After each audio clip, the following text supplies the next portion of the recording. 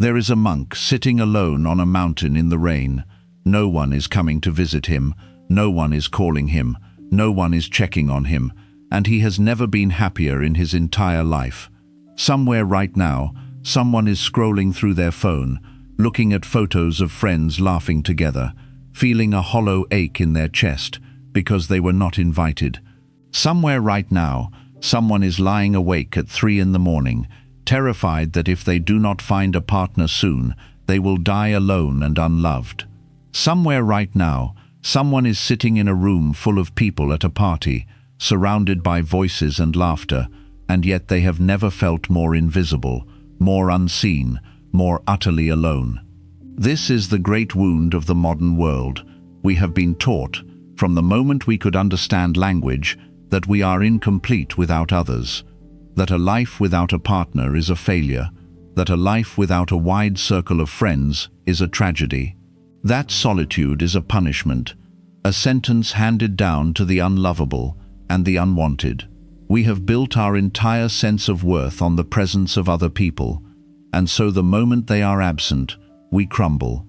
But the Buddha sat under a tree alone. He was not surrounded by admirers when he found awakening. He was not comforted by a lover's embrace when the deepest truths of existence revealed themselves to him. He was alone, utterly, completely alone. And in that aloneness, he did not find emptiness. He found freedom. This is the secret that almost no one tells you. Loneliness and solitude are not the same thing. Loneliness is a wound, solitude is a home, and the extraordinary truth of Buddhist wisdom is this: the very same silence that feels like a prison to an unawakened mind can become a palace to an awakened one. The exact same empty room, the exact same quiet evening, the exact same Friday night with no plans, all of it can either torture you or liberate you, depending on nothing external at all, but only on the relationship you have built with your own mind. Today, we are going to walk through 10 lessons drawn from the deep well of Buddhist teaching, lessons that have helped monks, nuns, hermits, and ordinary seekers for over 2,500 years learn to be at peace in their own company. These are not lessons about becoming cold or shutting people out or pretending you do not need connection. These are lessons about removing the desperation from your heart, about learning to stand on your own 2 feet so firmly that when love does come, you receive it as a gift rather than grasp for it as a lifeline. And if love never comes in the form you once imagined, you are still whole, still at peace, still, completely, enough. Sit with me for a while. Let the noise of the world fall away, and let us learn, together, alone, how to come home to ourselves. Lesson 1: The Arrow of Craving. The Buddha taught that suffering arises from a very specific mechanism, and if you understand this mechanism, you will understand why loneliness feels so unbearable and why it does not have to be. He called it tanha, which is usually translated as craving or thirst. It is the mind's endless reaching for something outside of itself in order to feel complete. Not a simple preference, not an ordinary desire, but a deep, compulsive thirst that says, "I cannot be at peace until I have this." When you feel a desperate need for a partner, that is tanha. When you feel a desperate need to be included in every gathering, to be liked by every person, to never spend a weekend without plans, that too is tanha. And here is the part that changes everything once you truly absorb it. The pain you feel is not coming from being alone. The pain is coming from the craving itself. The craving is the arrow. Being alone is simply the empty room the arrow happens to be flying through. Think about this carefully. 2 people can be sitting in the exact same empty apartment on a Saturday night. One person feels an ocean of peace, brewing tea, reading, listening to rain against the window. The other person feels a suffocating dread, checking their phone every 4 minutes, refreshing social media, feeling smaller and smaller with every photo of other people's togetherness. The room is identical, The silence is identical. The only difference between these two people is the presence or absence of tanha, the thirst that insists that this moment is not enough, that something is missing, that this solitude is a problem to be solved rather than a space to be lived in. The Buddha's insight was radical for his time, and it remains radical now, because our entire culture is built on selling us more craving. Advertisements do not tell you that you are complete. They tell you that you are missing something, and conveniently, they are selling the thing you are missing. Romantic movies do not tell you that a full life can exist without a soulmate. They tell you that until the soulmate arrives, your story has not really started. Social media does not show you the ordinary, quiet hours of other people's lives. It shows you the highlight reels and lets your craving mind quietly conclude that everyone else has already assembled the puzzle that you are still missing pieces of. So the first task, if you want to be at peace with your own company, is not to fix your circumstances. It is to notice the craving as it arises. When you feel that ache, that pull, that desperate need for someone, anyone, to be present with you, pause. Do not act on it immediately. Do not immediately reach for the phone, or the noise, or the distraction. Instead, sit with the sensation itself. Ask yourself, what does this craving actually feel like in my body? Where do I feel it? Is it a tightness in the chest, a hollow feeling in the stomach, a restlessness in the hands? The Buddha taught that when you observe a craving closely, without immediately obeying it, its grip on you begins to loosen. Cravings are like waves. They rise, they peak, and if you do not feed them, they fall. This does not mean you will never want company again. Wanting connection is natural and human, and even the Buddha did not ask his followers to become emotionless stones. What he asked was for us to stop being enslaved by the wanting. There is a profound difference between a preference and a compulsion. A preference says, I would enjoy spending time with a friend today.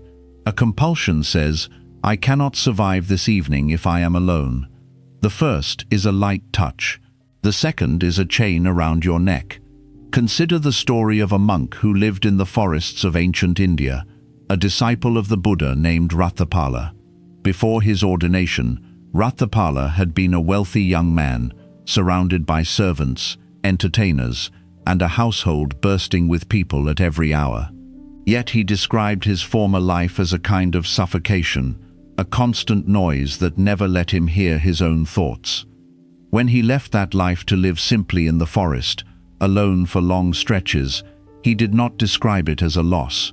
He described it as the first time he had ever truly breathed. This is the paradox that Buddhist practice reveals again and again.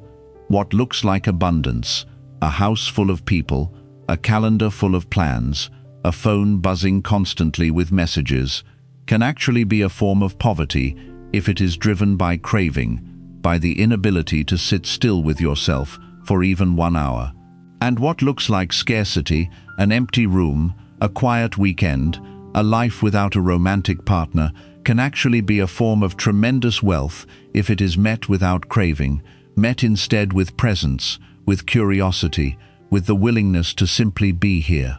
So before we go any further into the practical lessons that follow, sit with this one foundational truth. Your loneliness is not proof that something is wrong with your life. It may simply be proof that craving has taken hold of your mind for a moment. And craving, unlike your circumstances, can be worked with. It can be watched, understood, and gently released. This is the beginning of every path toward peace. Not changing your life so that you are never alone again, but changing your relationship to the aloneness itself so that it stops feeling like an arrow and starts feeling like open sky. Lesson 2. The impermanence of every companion. There is a teaching in Buddhism so simple that people often dismiss it as obvious, and yet so profound that entire lifetimes of practice are devoted to truly understanding it. This is the teaching of anicca, impermanence. Everything that arises will pass away. Every person who enters your life will, in some form, eventually leave it. Every friendship will change. Every partnership will shift. Every gathering will end. This is not a pessimistic statement. It is simply how reality functions, and once you understand it deeply, it becomes one of the most liberating truths you will ever encounter. Consider why so many people fear being alone. Very often, underneath that fear is a hidden belief that other people are meant to be permanent fixtures, that friendships are supposed to last forever without changing shape, that a partner, once found, will always be there exactly as they are now. When this belief meets the reality of impermanence, and it always does, the collision produces enormous suffering. Friends move away, friends grow in different directions, marriages end, parents pass on, children grow up and build their own lives far from you. If your entire foundation of peace rests on other people staying exactly as they are, you have built your house on sand, and the tide is already coming in. The Buddha did not teach impermanence so that we would despair. He taught it so that we would stop clinging to what cannot be held, and instead build our sense of security on something that does not shift with the weather of other people's lives. And what is that unshifting ground? It is your own presence with yourself, your own breath, your own awareness. This is the one relationship that, moment to moment, breath to breath, is always available to you, always here, never leaving the room. There is an old story of a woman named Kisagotami who came to the Buddha grieving the death of her only child, begging him to bring the child back to life.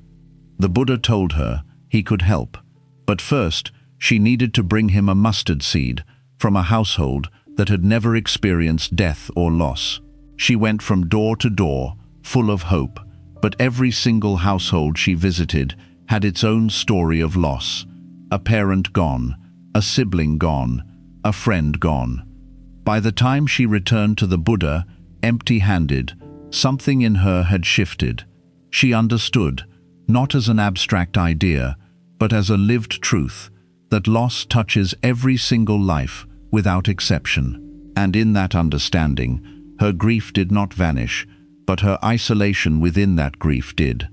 She realized she was not uniquely cursed. She was simply human, living inside the same law of impermanence that governs every being. This story matters enormously for anyone who fears being alone.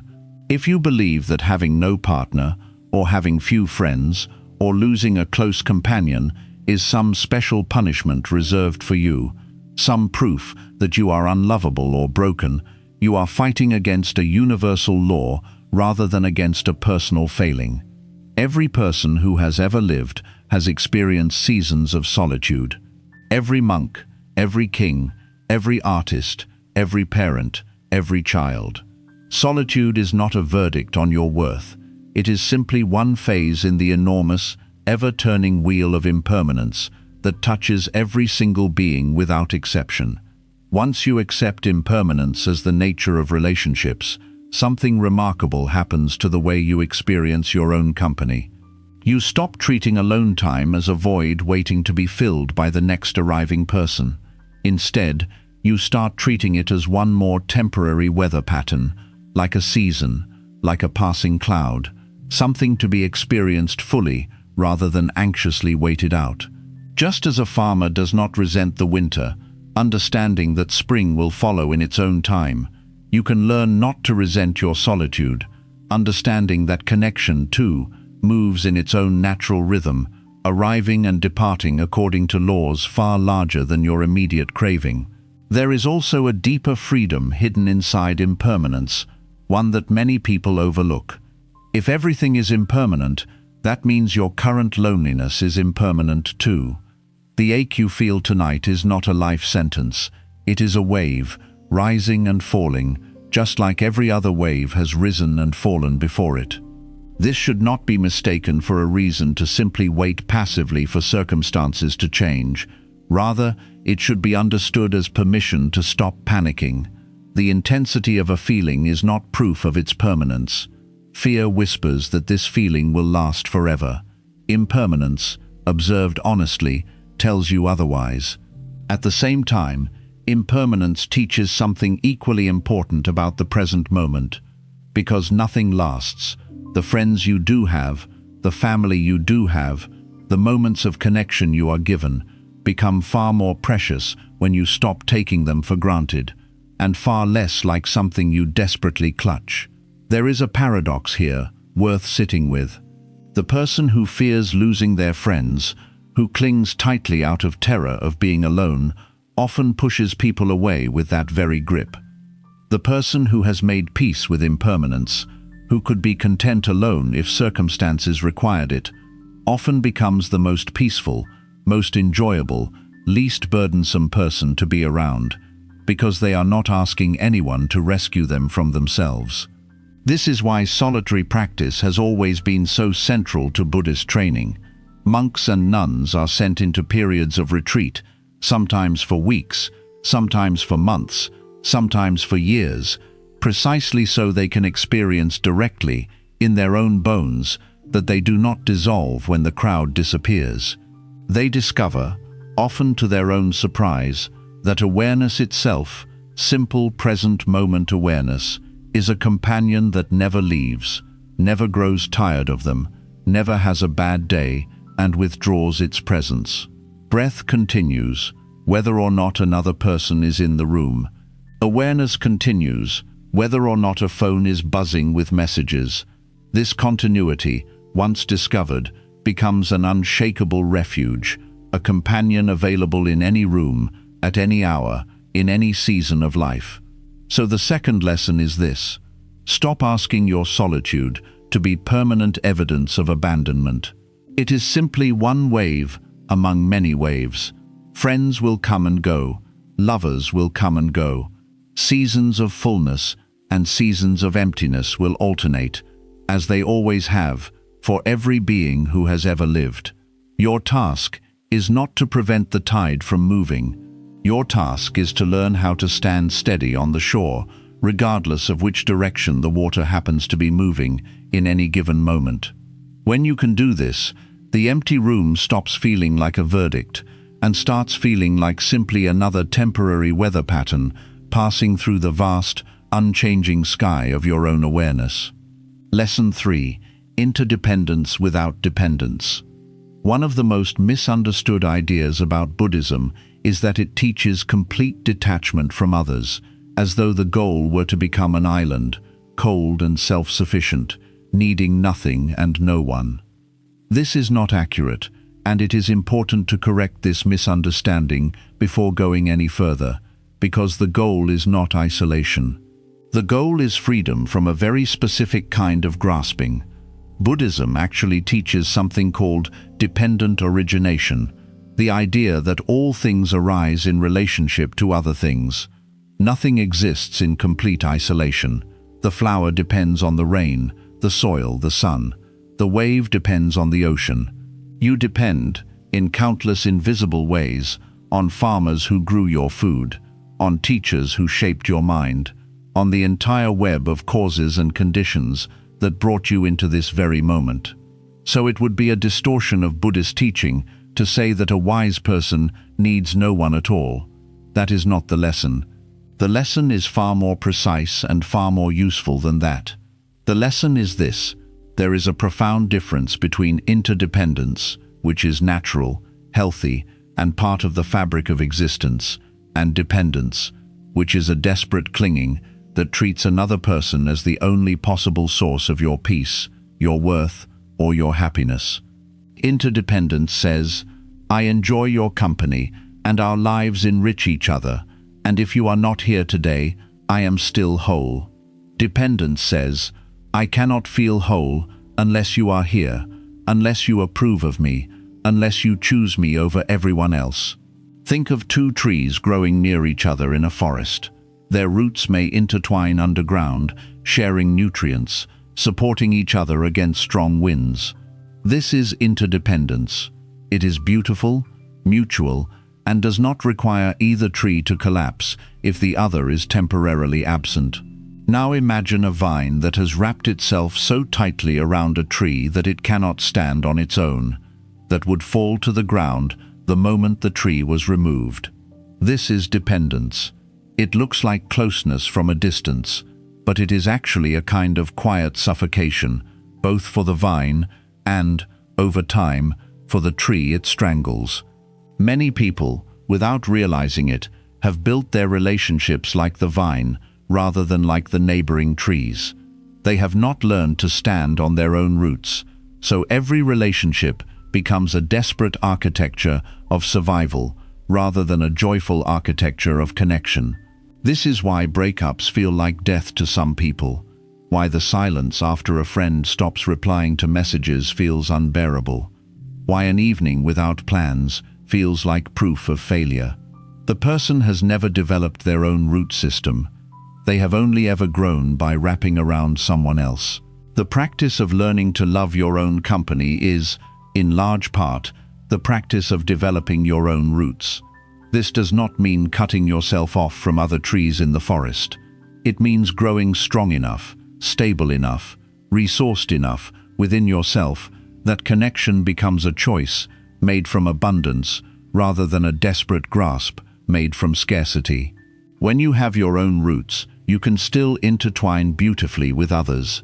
In fact, you often intertwine more beautifully because you are not asking the other person to hold you up. You are simply choosing to grow alongside them.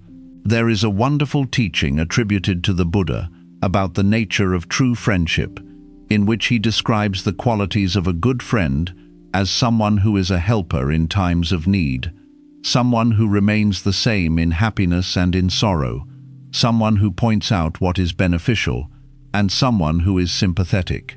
Notice that nowhere in this teaching does it say a good friend exists to fill the emptiness inside you, or to rescue you from ever having to sit alone with your own thoughts. Healthy friendship, in the Buddhist sense, is a relationship between two whole beings, not a transaction between one whole being and one desperately incomplete one. This distinction matters enormously for how you build your life. If you enter every friendship, every romantic relationship, every social gathering, already carrying a hidden demand, please make me feel less alone. Please complete what is missing in me. You place an unbearable weight on every person who comes near you. People can sense this weight, even if they cannot name it, and it tends to push them away rather than draw them closer, which only deepens the original loneliness in a cruel, self-perpetuating cycle. But if you enter relationships already resourced, already at peace with your own company, already secure in your own presence, you become someone who adds to other people's lives rather than someone who drains from them. Ironically, this is precisely the kind of person that others want to be around. There is a practical way to begin cultivating this kind of interdependent, rooted strength. Begin by noticing, honestly and without judgment, the moments when you reach for another person, not out of genuine desire for connection, but out of a frantic need to escape your own inner discomfort. Perhaps you text someone the moment you feel a flicker of sadness, not because you truly wish to share the sadness with them, but because you cannot bear to sit with it yourself, even for 5 minutes. Notice this pattern. Do not shame yourself for it, because almost everyone in the modern world has been conditioned into this exact habit. But notice it, and then, occasionally, practice the opposite. Sit with the discomfort for just a few minutes longer than feels comfortable, before reaching for your phone, before seeking distraction, before asking someone else to regulate a feeling that you are fully capable of learning to hold yourself. Over time, this practice builds an inner root system that no relationship, however wonderful, could ever provide for you, because it is not their job to provide it. It was never their job. Their job, if you are lucky enough to have good people in your life, is simply to walk alongside you, tree beside tree, roots occasionally touching underground, neither one collapsing if the other happens to be resting somewhere else for a season. So the third lesson is this. Do not confuse interdependence with dependence. You are allowed to enjoy people deeply, to love them fiercely, to build community and partnership and friendship with great warmth. But build your own roots first. Let connection be something you choose from wholeness, not something you require in order to feel whole. This is the difference between a forest of strong, interlocking trees and a single vine that collapses the instant it is left standing alone. Lesson 4. The sacred discipline of solitude. In the Pali language, there is a word, viveka, which is often translated simply as solitude, but its full meaning is much richer than the English word suggests. Viveka refers to a threefold seclusion: physical seclusion, being alone in body; mental seclusion, being free from the constant grasping and mental chatter that pulls you toward others; and finally, seclusion from the underlying causes of suffering itself. The Buddha did not treat solitude as an unfortunate circumstance to be endured. He treated it as one of the most sacred conditions a person could cultivate, a discipline in its own right, deserving of the same respect we might give to fasting, meditation, or any other serious spiritual practice.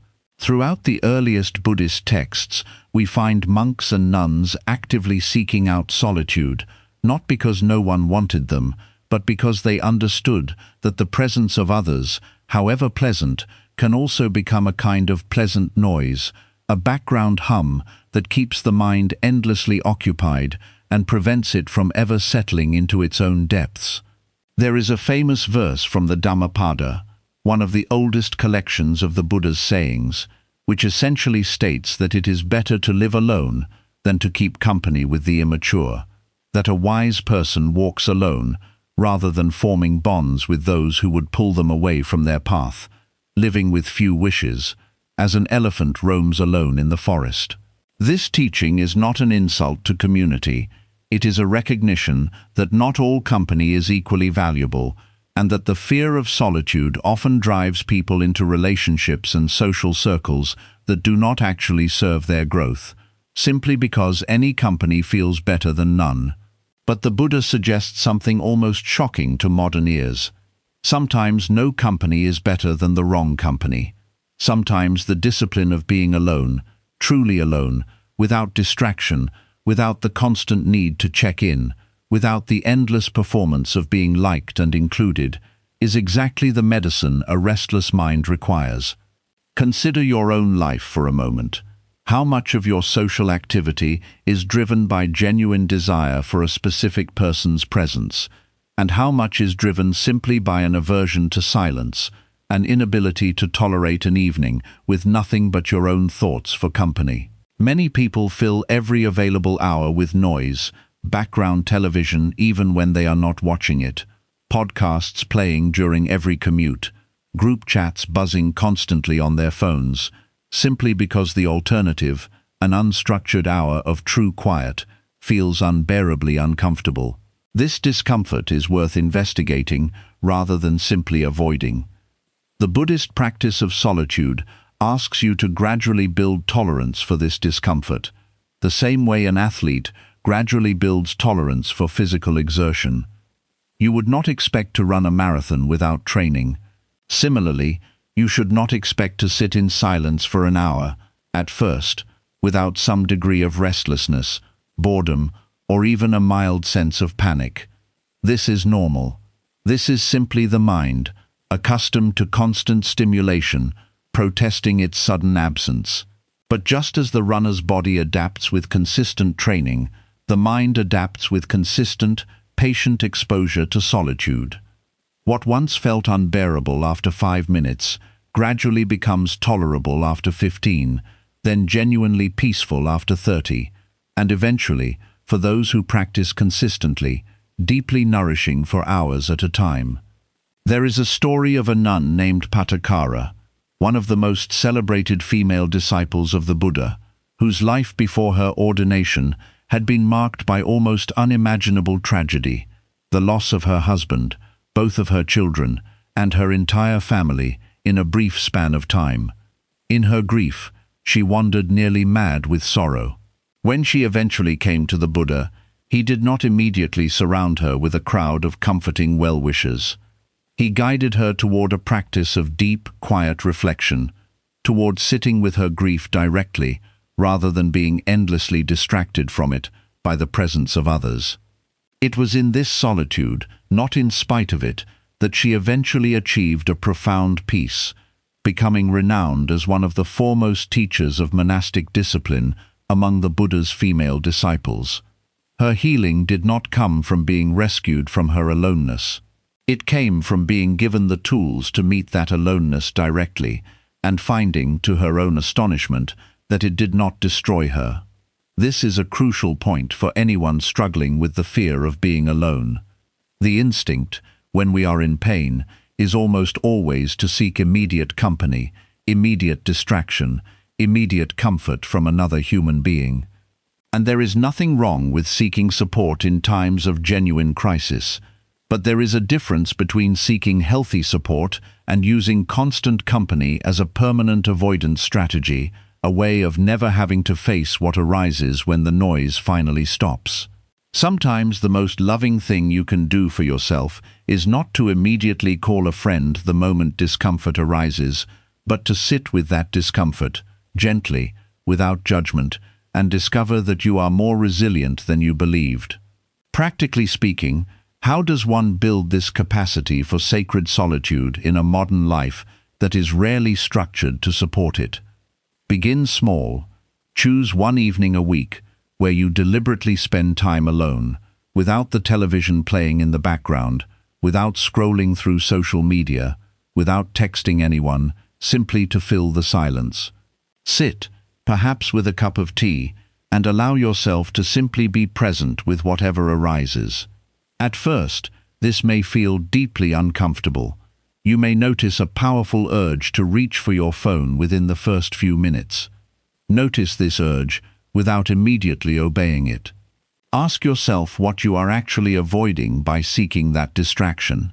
Often, underneath the surface urge for stimulation, there is a much quieter feeling, perhaps sadness, perhaps a fear of insignificance, perhaps simply an unfamiliarity with your own inner landscape.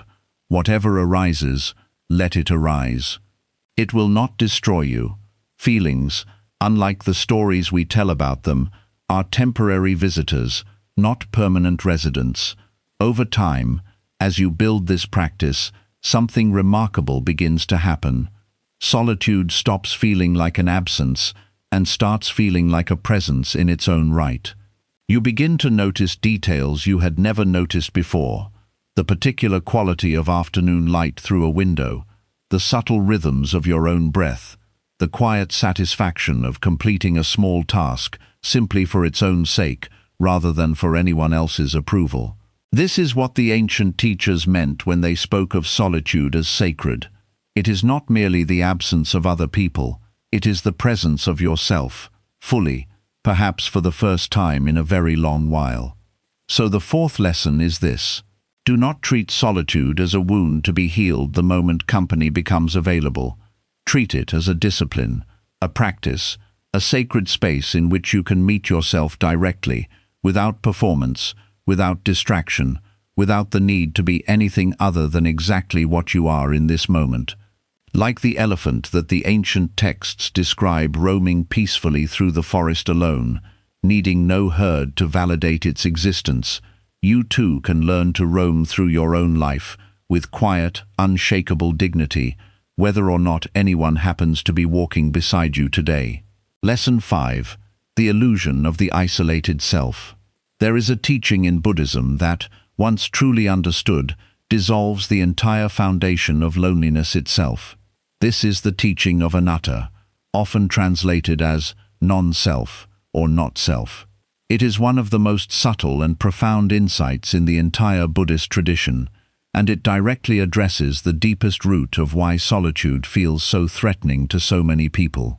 The teaching suggests that the solid, separate, isolated self we imagine ourselves to be, the self that feels cut off from everything and everyone, desperately needing external validation to feel whole, is actually a kind of mental construction, not an ultimate truth about reality. Consider how strange it is that a feeling of loneliness assumes, as its very foundation, the existence of a fixed, separate self that stands apart from the rest of existence, waiting to be filled up by connection with other separate selves. But when you look closely at your own experience, moment to moment, where exactly is this separate self located? Is it in your thoughts, which arise and pass constantly, often contradicting each other from one moment to the next? Is it in your body, which is entirely composed of elements borrowed from the earth, the air, the water you drink, elements that will eventually return to the earth once again? Is it in your memories, which shift and reshape themselves every time you recall them? The Buddha's radical suggestion is that when you look for this solid, separate self directly, you cannot actually find it.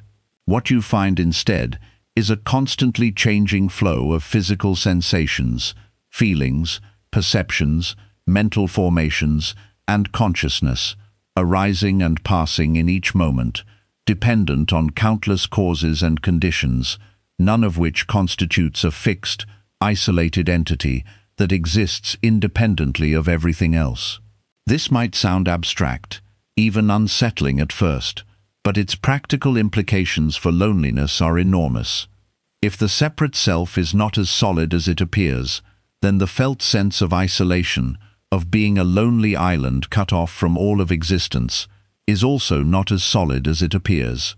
In truth, in any given moment, you are breathing air that has been shared and recycled by every living being on this planet. You are made of atoms that were forged inside ancient stars and have passed through countless other forms of matter before becoming, temporarily, you. You are shaped by the language you speak, which was given to you by others, by the ideas in your mind, which were planted by teachers, parents, books, and strangers you will never meet. In the deepest sense, you have never actually been as separate as loneliness insists you are. This is not merely a philosophical curiosity. It has direct, practical value for anyone struggling with the ache of solitude. When loneliness arises, it often arrives with a narrative attached, a story that says, "I am cut off. I am the only one experiencing this. I am fundamentally separate from everyone who has warmth and connection in their lives."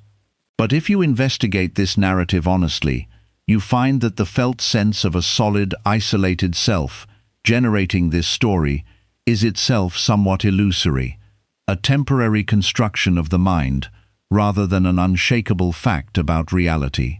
This does not mean your feelings are not real. The feeling of loneliness is real as an experience. But the story built on top of that feeling, the story of permanent, essential separateness, is far less solid than it appears. There is a meditation practice, common in many Buddhist traditions, in which practitioners are guided to investigate the boundary of the self directly. Where does your body end and the air around it begin?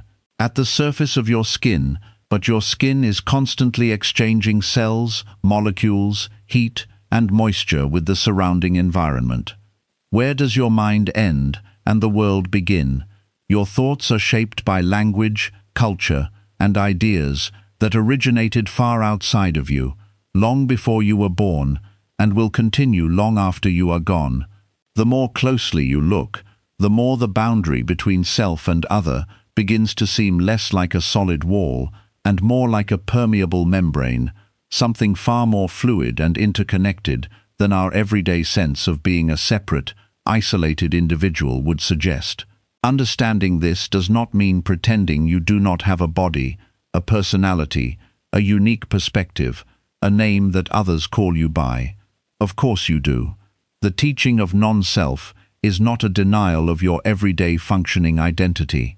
It is an invitation to hold that identity more lightly, to recognize that beneath the surface level of names and personalities and social roles, there is a deeper level of existence in which you are far more woven into the fabric of everything else than the lonely, isolated feeling would have you believe.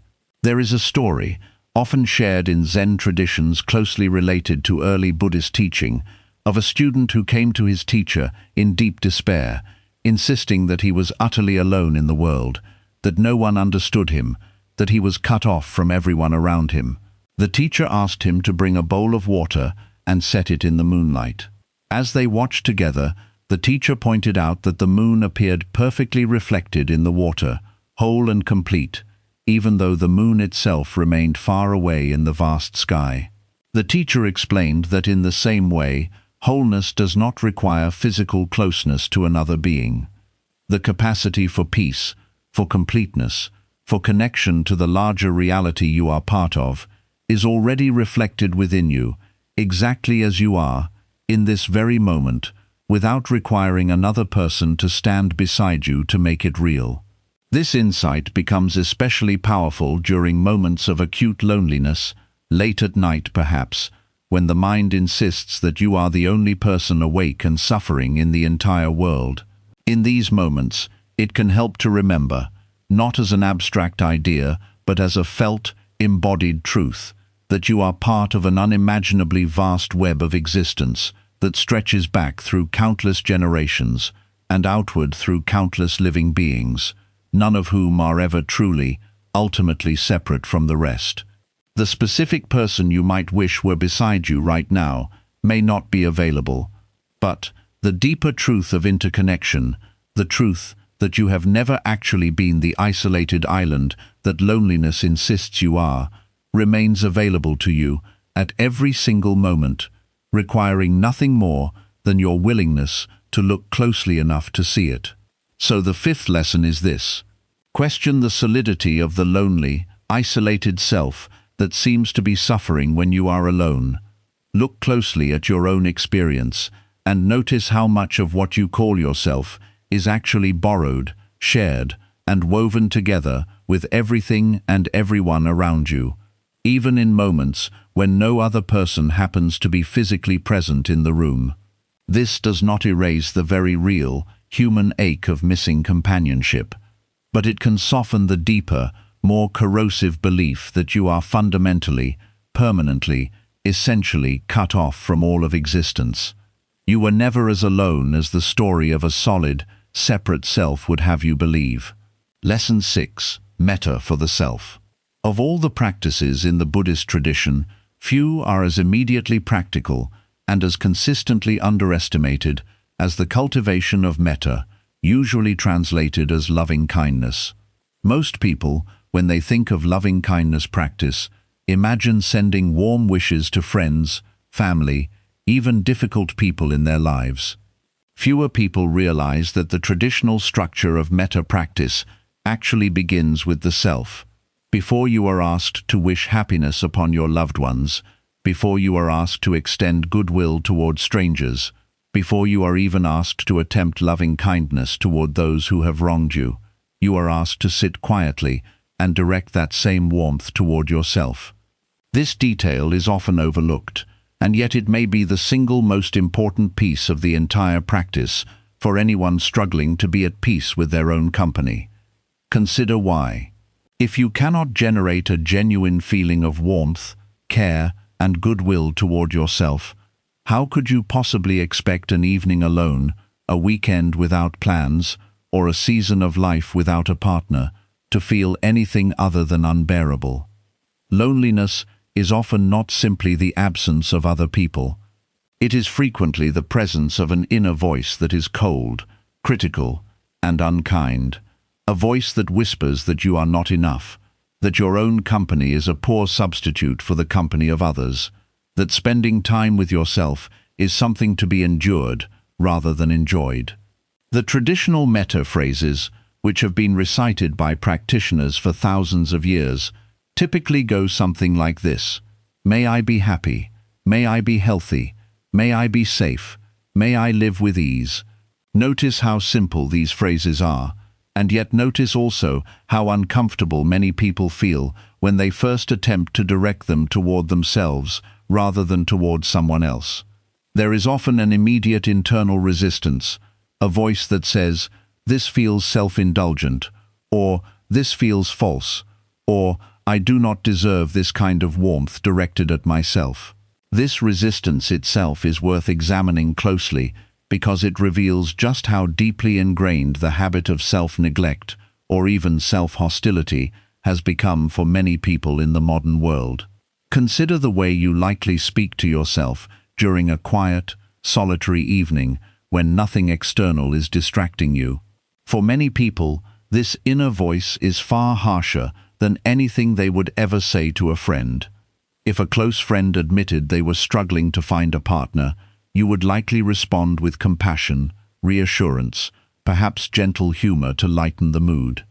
But if you find yourself alone on a weekend with no plans, the internal voice often turns cruel, whispering that you are unlovable, that something is fundamentally wrong with you, that everyone else has figured out life, while you remain stuck and behind. This is not compassion. This is the opposite of compassion, turned inward and aimed directly at the one person who is always present to receive it, namely, yourself. The practice of metta directly interrupts this pattern. By deliberately, consciously generating warmth toward yourself, you begin to retrain a mind that has perhaps spent years, even decades, treating your own presence as an afterthought or a burden. This retraining does not happen overnight.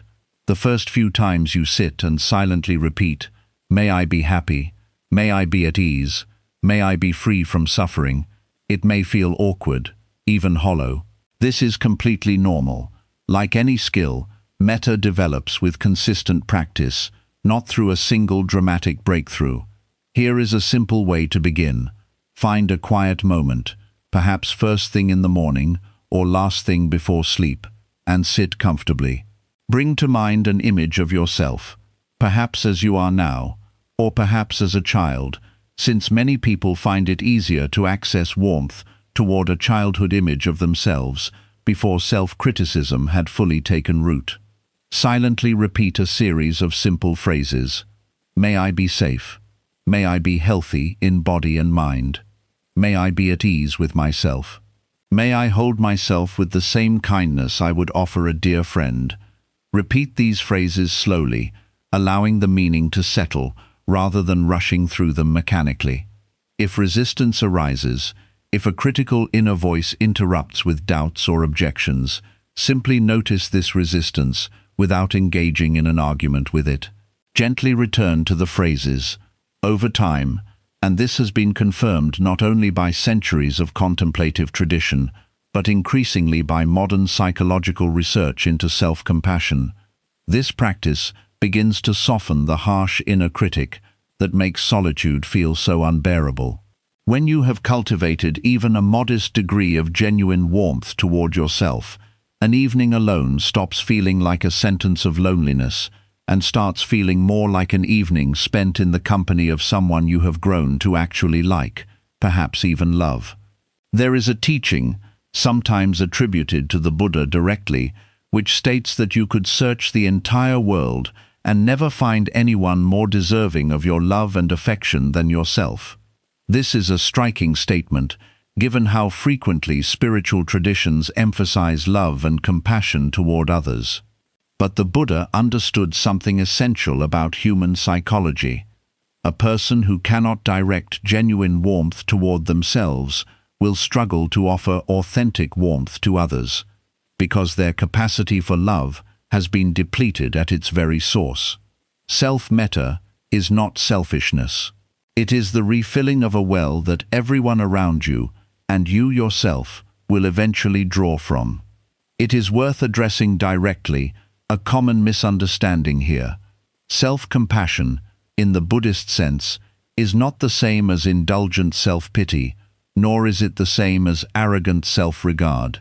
It is simply the recognition that you, like every other being, are worthy of basic kindness, patience, and goodwill, especially from the person who spends the most time with you, namely, yourself.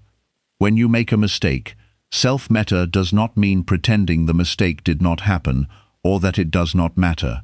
It means treating yourself with the same fair, patient understanding you would extend to a friend who made a similar mistake, rather than the harsh, punishing inner monologue that so many people default to instead.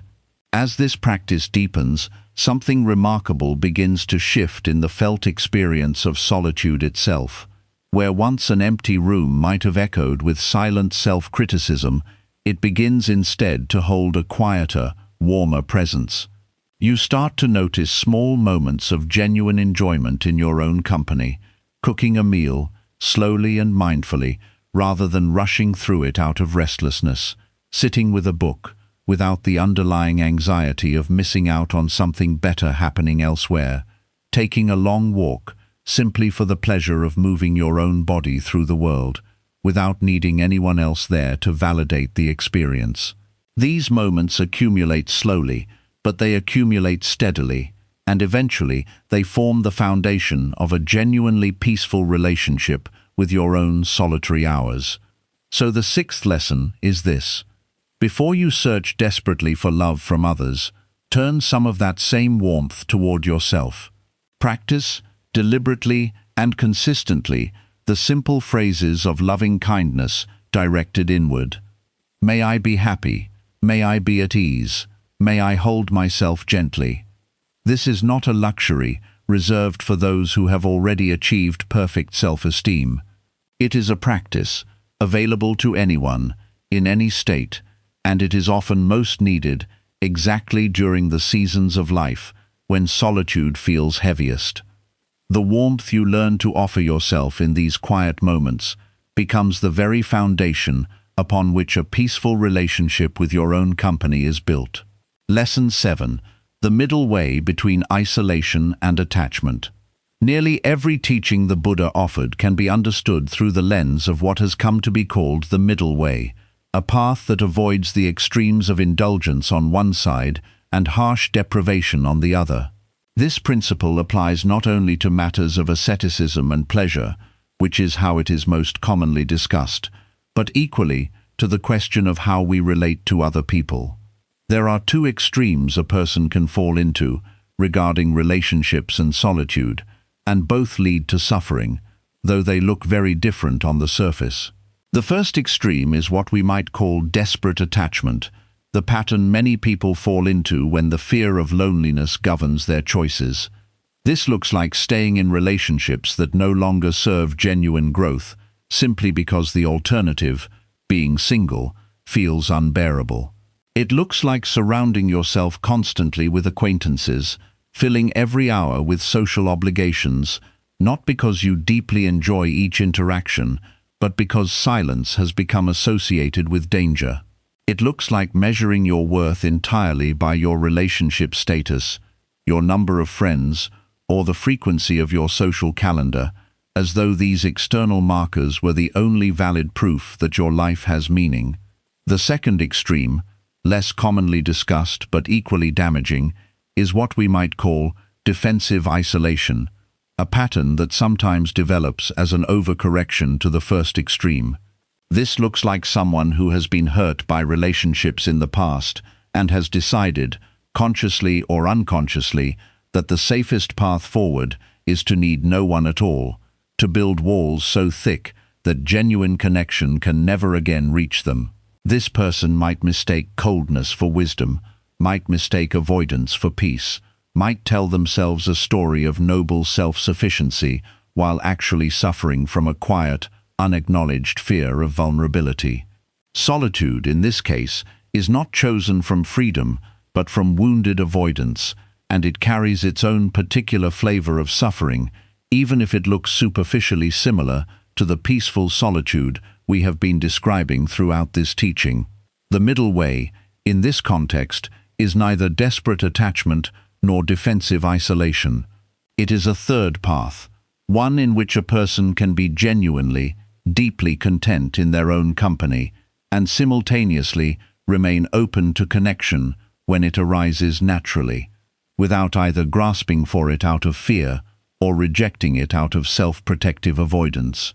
This is a subtle distinction, and it requires honest self-examination to determine which extreme, if either, you may be leaning toward at any given point in your life.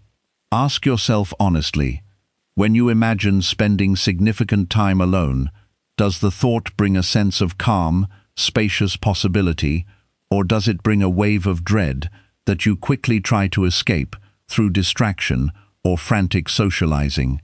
And on the other side, when you imagine the possibility of a new friendship or relationship entering your life, Does the thought bring genuine curiosity and openness, or does it bring an immediate wall of suspicion, cynicism, or a reflexive dismissal, as though closing the door before anyone even has the chance to knock? Neither extreme reflects the freedom that Buddhist teaching points toward. True freedom is being equally at peace, whether you are alone or in company, without either state feeling like an emergency to be resolved. There is a teaching sometimes shared, using the metaphor of a bird and a cage. A bird that has never known anything but the cage may come to fear the open sky, mistaking captivity for safety. But a bird that has flown free and refuses ever to land, refuses ever to rest in the branches of a tree alongside other birds, out of fear of being caged again, is not actually free either. It is simply trapped in a different way, exhausted by perpetual flight, never allowing itself the natural rest that comes from occasionally settling among others. True freedom for the bird is the capacity to fly alone through open sky, and equally, the capacity to rest among the branches with other birds, moving fluidly between the two according to the natural rhythm of its own life, rather than being rigidly locked into either extreme by unresolved fear. This teaching becomes especially important when we consider how the fear of loneliness can quietly warp our decision-making in ways we do not always notice. Someone caught in the desperate attachment extreme might accept mistreatment in a relationship, telling themselves it is better than being alone, when in truth, genuine solitude practiced with peace would serve their well-being far better than the relationship they are clinging to out of fear. Someone caught in the defensive isolation extreme might reject a genuinely kind, compatible person who enters their life, convincing themselves that they simply prefer being alone, when in truth, a quieter fear of vulnerability is doing the rejecting on their behalf, disguised as preference. The path toward the middle way requires an ongoing, honest inquiry into your own motivations. Before accepting or declining any particular form of connection or solitude, it can help to pause and ask yourself simply, am I choosing this from fear, or am I choosing this from genuine peace? This question does not always yield an immediate, clear answer, and that is acceptable. The practice is in the asking itself, in the willingness to look honestly at your own patterns, rather than assuming that either extreme reflects wisdom simply because it feels familiar. It is worth noting that the Buddhist monastic tradition itself embodies this middle way beautifully, though it is easy to overlook. Monks and nuns do not live in complete, permanent isolation from one another. They live in communities called sanghas, structured specifically to allow both significant periods of individual solitary practice and meaningful collective practice and support. The daily rhythm of monastic life typically includes hours of solitary meditation, alongside shared meals, shared teachings, and communal responsibilities. This structure reflects a deep understanding that human beings, even those pursuing the deepest levels of spiritual awakening, benefit from both solitude and community, held in a balanced, intentional rhythm, rather than either extreme dominating entirely. You do not need to become a monk to apply this wisdom to your own life. You simply need to become honest about your own rhythm, your own needs, and your own patterns of fear versus genuine preference. Perhaps you thrive with significant amounts of solitary time, punctuated by occasional, carefully chosen gatherings with people who genuinely nourish you. Perhaps you thrive with more frequent social contact, balanced by shorter but still meaningful periods of solitary reflection. There is no single correct ratio that applies universally to everyone. The middle way is not a fixed formula. It is a dynamic, honest, ongoing calibration between your genuine needs and the habitual fears that so often masquerade as needs when left unexamined. So the seventh lesson is this: watch for the two extremes that fear can push you toward. Desperate attachment on one side, defensive isolation on the other. Neither reflects true peace. The middle way is the capacity to be equally at ease alone, and in the company of others, choosing each state not out of fear or avoidance, but out of genuine, clear-eyed preference in each particular moment of your life.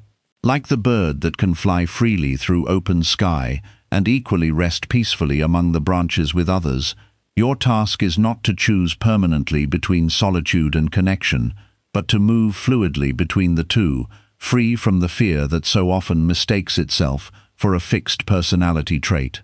Lesson 8. The silence that speaks. There is a particular kind of fear that many people carry, rarely spoken aloud, that silence itself is dangerous. Not merely uncomfortable, but genuinely threatening, as though a quiet room contains something waiting to ambush the moment all the noise finally clears away. This is why so many people fill every possible moment with sound, the television playing even when no one is watching it, music streaming constantly through headphones during every walk, podcasts consumed not out of genuine interest, but simply to prevent even a few minutes of unmediated quiet. Buddhist practice takes a radically different stance toward silence, treating it not as an enemy to be defeated, but as one of the most direct doorways into genuine peace that a human being can access. Consider what actually happens in a mind that has never learned to tolerate silence. Thoughts arise in a constant, chaotic stream, one after another, rarely examined, rarely questioned, simply accepted as true the moment they appear.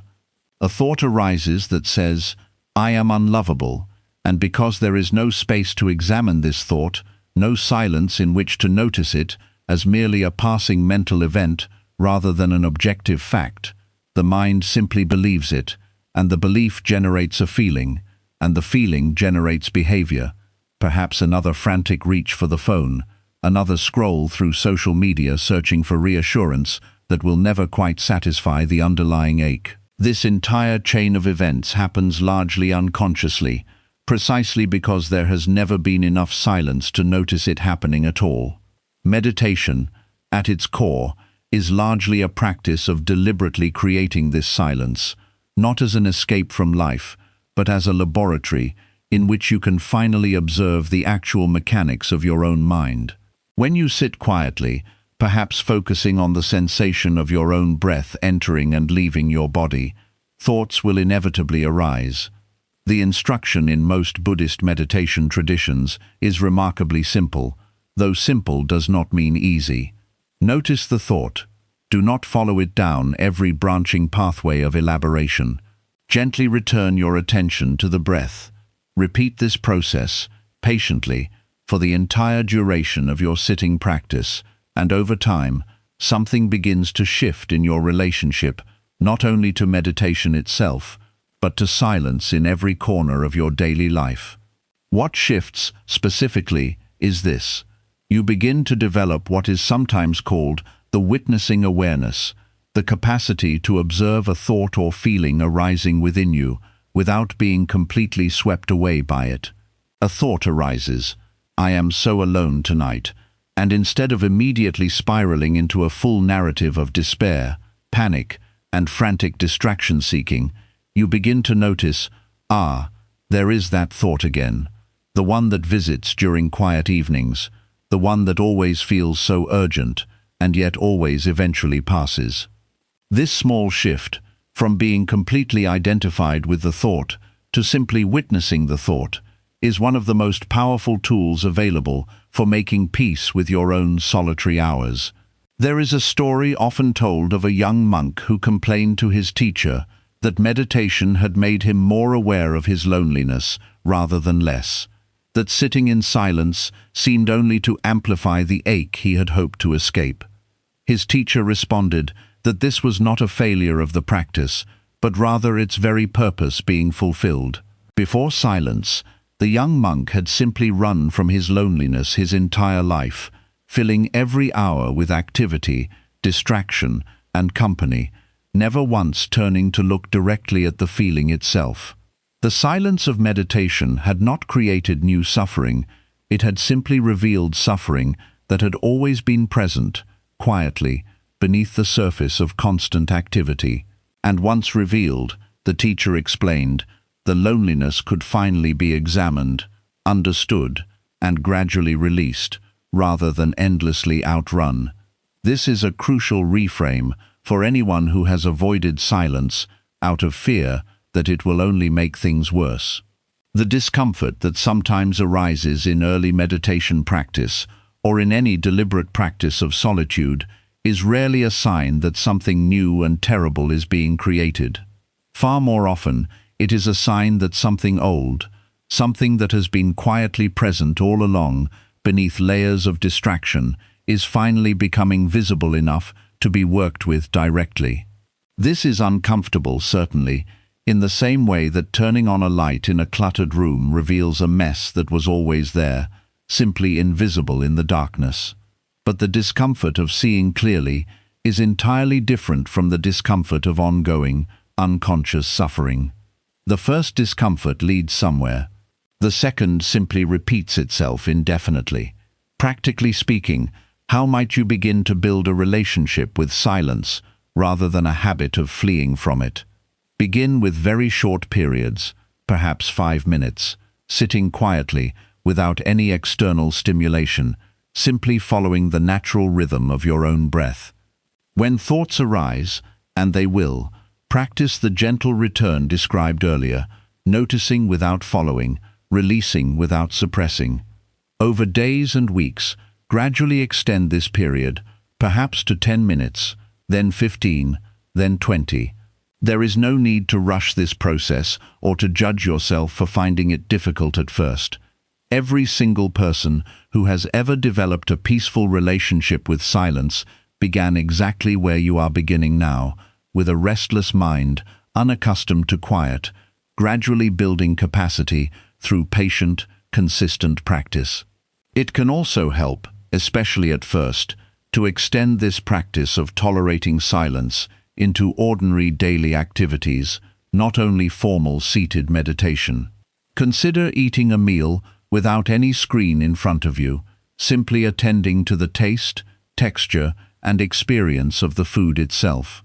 Consider taking a walk without headphones, allowing the natural sounds of the world, wind, birds, distant traffic, footsteps, to be your only accompaniment. Consider driving without the radio playing, allowing your mind to settle into whatever arises during the commute, rather than immediately filling the space with external sound. Each of these small practices builds the same capacity that formal meditation builds, gradually teaching your nervous system that silence is not dangerous, that it can, in fact, become a source of remarkable peace once the initial discomfort of unfamiliarity has been patiently moved through. There is a beautiful teaching found across many contemplative traditions, not only Buddhism, that describes silence as the birthplace of wisdom, the space in which genuine insight becomes possible, precisely because it is no longer being drowned out by constant mental and external noise. When you finally stop running from silence and instead turn to face it directly, many people report a surprising discovery. The silence they had feared for so long was never actually empty. It was full of subtle sensations, full of quiet insights, full of a kind of spacious peace that had simply been inaccessible as long as the mind remained perpetually distracted by noise. So the 8th lesson is this: stop treating silence as an enemy, to be avoided at all costs. Begin, patiently and gradually, to build a genuine tolerance and eventually a genuine appreciation for the quiet spaces in your life. This does not mean eliminating all sound, all music, all conversation from your existence. It means no longer being so afraid of silence that you flee from it reflexively the moment it appears. When you can finally sit in an empty, quiet room without immediately reaching for distraction, you will discover something that generations of contemplatives before you have discovered. The silence was never empty. It was simply waiting for you to finally stop running long enough to notice what had been there all along. Lesson 9. Equanimity toward the rising and falling tide, among the four sublime states that Buddhist teaching identifies as the highest qualities a human heart can cultivate. Alongside loving kindness, compassion, and sympathetic joy, sits a quality often considered the most mature and the most difficult to develop: upekkha, usually translated as equanimity. Equanimity is not indifference. It is not a cold detachment that no longer feels anything. Rather, it is a steady, balanced presence that can hold both joy and sorrow, both connection and solitude, both gain and loss, without being violently thrown from one extreme to the other. Cultivating equanimity is perhaps the single most powerful long-term antidote to the particular suffering that comes from fearing solitude, because it addresses not simply your relationship to being alone, but your relationship to the entire changing landscape of human experience. Consider how much of the suffering around loneliness comes not from solitude itself, but from the enormous emotional swings that surround it. A person might feel reasonably content on a Tuesday evening, alone with a book, and then encounter a single photograph on social media, a group of friends gathered together, and suddenly plummet into despair, comparing their quiet, ordinary evening against a curated highlight from someone else's life. This dramatic swing, from contentment to despair, triggered by something as small as a single image, reveals just how fragile an equilibrium built entirely on external circumstances can be. Equanimity offers an entirely different foundation, one that does not depend on circumstances remaining favorable in order to remain steady. The traditional image used to illustrate equanimity is that of a mountain during a storm. Wind howls, rain lashes against the rock, lightning flashes across the sky, and yet the mountain itself remains fundamentally unmoved, its essential form unchanged by the storm passing across its surface. This does not mean the mountain does not experience the storm. Rain still falls on its slopes, wind still moves across its face, but the mountain's core stability is not threatened by the storm's intensity, because the mountain's identity was never built on the absence of storms in the first place. A person who has cultivated genuine equanimity relates to their emotional landscape in a similar way. Loneliness may still arise, sadness may still visit, the sting of seeing others in joyful company may still be felt. But the core stability of the person, their fundamental sense of okayness, is not shattered by these passing experiences, because that stability was never built on the absence of difficult feelings in the first place. How is such equanimity cultivated? Primarily through the patient practice of observing your own emotional reactions without immediately amplifying them through resistance or story. When a feeling of loneliness arises, the untrained mind typically does one of two things. Either it immediately tries to suppress or distract from the feeling, treating it as an enemy to be defeated as quickly as possible, or it immediately amplifies the feeling through an elaborate mental narrative, building an entire story of permanent isolation and hopelessness on top of what began as a simple, temporary sensation. Both responses, suppression and amplification, actually increase suffering rather than reducing it, because both responses treat the arising feeling as something dangerous that must be immediately controlled, rather than something that can simply be allowed to move through its natural cycle. The middle path between suppression and amplification is simple observation. When loneliness arises, notice it. Notice where you feel it in your body, perhaps a tightness in the chest, a hollow sensation in the stomach, a heaviness in the shoulders. Notice the thoughts that accompany the feeling, without immediately believing every single one of them to be objectively true. Notice the urge to either suppress the feeling through distraction or amplify it through catastrophic storytelling, and instead simply remain with the direct physical sensation itself, allowing it to be exactly as intense as it actually is, no more, no less. This simple act of observation, repeated patiently over time, gradually builds the equanimity that allows difficult feelings to arise and pass without derailing your entire sense of well-being. There is a well-known simile in Buddhist teaching involving two arrows. The Buddha taught that when an ordinary, untrained person experiences a painful feeling, it is as though they have been struck by an arrow. This first arrow, the initial painful sensation itself, whether physical or emotional, is largely unavoidable, simply part of being alive in a body and a mind that experiences the full range of human feeling. However, the untrained person typically responds to this first arrow with an enormous amount of additional suffering, worry, resistance, self-blame, elaborate story building, which the Buddha compared to a second arrow, self-inflicted, that strikes the exact same wound as the first. A person who has cultivated equanimity still experiences the first arrow, the initial pain of loneliness or disappointment or longing. But through patient practice, they gradually learn to avoid firing the second arrow at themselves, avoiding the layers of unnecessary additional suffering that come from resisting, resenting, and elaborately storying the original, simpler pain. This distinction matters enormously for anyone working to make peace with solitude. It is entirely realistic, and even healthy, to acknowledge that being alone sometimes involves genuine, tender feelings, a wistful longing for companionship, a moment of missing a specific person, a quiet ache during a particular holiday or celebration, typically shared with others. These feelings are the first arrow, natural and unavoidable, part of being a feeling human being rather than a stone.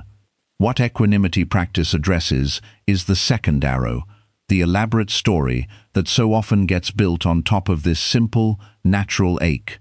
The story that says, this feeling proves you are fundamentally broken, permanently unlovable, destined to suffer this way forever. This second arrow, unlike the first, is optional, and it is precisely this second arrow that equanimity practice gradually teaches you to release. Cultivating this kind of equanimity is a long-term practice, not a single technique to be applied once and forgotten. It develops through the accumulated experience of repeatedly noticing your own reactive patterns, repeatedly choosing observation over immediate suppression or amplification, and repeatedly discovering, through direct experience rather than mere intellectual belief, that difficult feelings genuinely do rise and fall like waves, that they do not require your elaborate resistance in order to eventually pass. Each time you successfully allow a wave of loneliness to move through you without either drowning in it or frantically swimming away from it, you build a small amount of trust in your own capacity to weather emotional storms without being capsized by them. This trust accumulates slowly, but it accumulates steadily, and over time it becomes the very foundation of the equanimity that allows a person to be genuinely at peace, whether surrounded by companions or sitting entirely alone. So the 9th lesson is this: do not measure your peace by the absence of difficult feelings. Measure it instead by your capacity to remain steady, like the mountain in the storm, while those feelings rise and fall. Loneliness will likely still visit you from time to time, even after years of dedicated practice. This is not a failure, it is simply the natural first arrow of being a feeling human being. Your task, patiently cultivated over a lifetime of practice, is simply to stop firing the unnecessary second arrow of resistance, resentment, and catastrophic story, allowing the natural wave to rise and fall on its own, while your own deeper stability remains, like the mountain, fundamentally undisturbed beneath the passing weather. Lesson 10. Freedom beyond the need for anyone. We arrive now at the final lesson, and in many ways, it is the lesson toward which every previous teaching has been quietly building. The Buddhist path, at its very core, points toward liberation, a freedom so complete that it is no longer dependent on any particular external condition being met in order for peace to be present. This ultimate freedom is called nibbana in the Pali language, often translated as nirvana, and while the full metaphysical depth of this concept extends far beyond what any single lesson could cover, its practical essence is directly relevant to anyone learning to be at peace with their own company. Nibbana points toward a state in which the fires of craving, aversion, and delusion have been extinguished, a state of peace that does not rise and fall depending on whether a partner is present, whether friends are calling, or whether a crowded room happens to be filled with familiar faces. This might sound like an impossibly lofty goal, reserved only for enlightened monks who have spent entire lifetimes in meditation retreat. And in its complete final form, this kind of total liberation is indeed a rare achievement. But the direction it points toward is available to every single person, in smaller, more accessible increments, starting today, starting in this very moment. You do not need to achieve complete enlightenment in order to experience meaningful glimpses of this freedom, moments when you genuinely do not need anyone else's presence in order to feel whole, complete, and at peace. Consider what your life might look like if you were no longer secretly waiting for a partner to arrive before you allowed yourself to feel truly happy. Consider what it might feel like if an invitation to a gathering became something you could accept or decline based on genuine desire, rather than a desperate need to avoid the discomfort of being left out. Consider the sheer relief of no longer treating every empty evening as evidence of your own inadequacy, but instead treating it as simply more time available for whatever you genuinely wish to do: read, create, rest, walk, sit quietly, pursue a long-neglected interest, or simply exist without any particular agenda at all. This is what freedom from the need for others actually looks like in daily, practical terms. It is not coldness, it is not the rejection of connection, it is simply the removal of desperation from your relationship to that connection, so that when it comes, you welcome it as a gift, and when it does not come, you remain, nonetheless, entirely whole. There is a teaching sometimes offered using the image of a full cup versus an empty cup being poured into. A person operating from craving, from unresolved dependence on others, approaches every relationship as an empty cup desperately seeking to be filled. Every conversation, every gathering, every romantic connection carries an unspoken demand: please pour something into me, because I cannot generate this fullness on my own. This desperate emptiness, ironically, often prevents genuine connection from occurring, because other people can sense the weight of being asked to fill a bottomless need, and many instinctively withdraw from this kind of interaction, even if they cannot articulate exactly why. A person who has cultivated even a modest degree of the freedom we are describing in this final lesson approaches relationships differently, as a full cup meeting another full cup, two whole beings choosing to share their overflow with one another, rather than one empty vessel desperately draining whatever it can extract from another. This shift, from empty cup seeking to be filled to full cup choosing to share, changes everything about how relationships actually unfold in your life. Paradoxically, people who have done this inner work, who have genuinely made peace with their own solitary hours, who no longer approach every social interaction from a place of desperate need, often find that meaningful connection becomes easier to attract, not harder. This is not some mystical law of attraction. It is simply psychological reality. People are naturally drawn toward those who feel stable, secure, and at ease in their own skin, and naturally wary of those who seem to be searching for someone else to complete them. The very freedom we are describing, freedom from the desperate need for others, tends to make genuine connection more available, even though attaining that connection is no longer the primary motivation driving the practice. It is worth returning, in this final lesson, to the image with which we began, the monk sitting alone on the mountain in the rain, utterly at peace, despite complete solitude. This image is not meant to suggest that you should aspire to become a hermit, abandoning all human connection in pursuit of some austere, isolated ideal. Rather, it is meant to illustrate the outer edge of what is possible, the furthest reach of the freedom we have been describing throughout every lesson in this teaching. If a person can sit alone on a rain-soaked mountain, with no companion, no comfort, no reassurance from another human voice, and still access genuine, unshakable peace, then you, in your own far more ordinary circumstances, an empty apartment on a Friday night, a season of life without a romantic partner, a quiet weekend with no plans, can access a version of that same peace, scaled appropriately to your own life, your own path, your own path. The path toward this freedom is not a single dramatic leap, but rather the patient accumulation of every lesson we have walked through together. Noticing the arrow of craving before it pulls you into desperate action. Accepting the impermanence of every companion, friend, and circumstance, so that clinging loosens its grip. Cultivating interdependence rather than desperate dependence, rooted like a strong tree rather than a collapsing vine.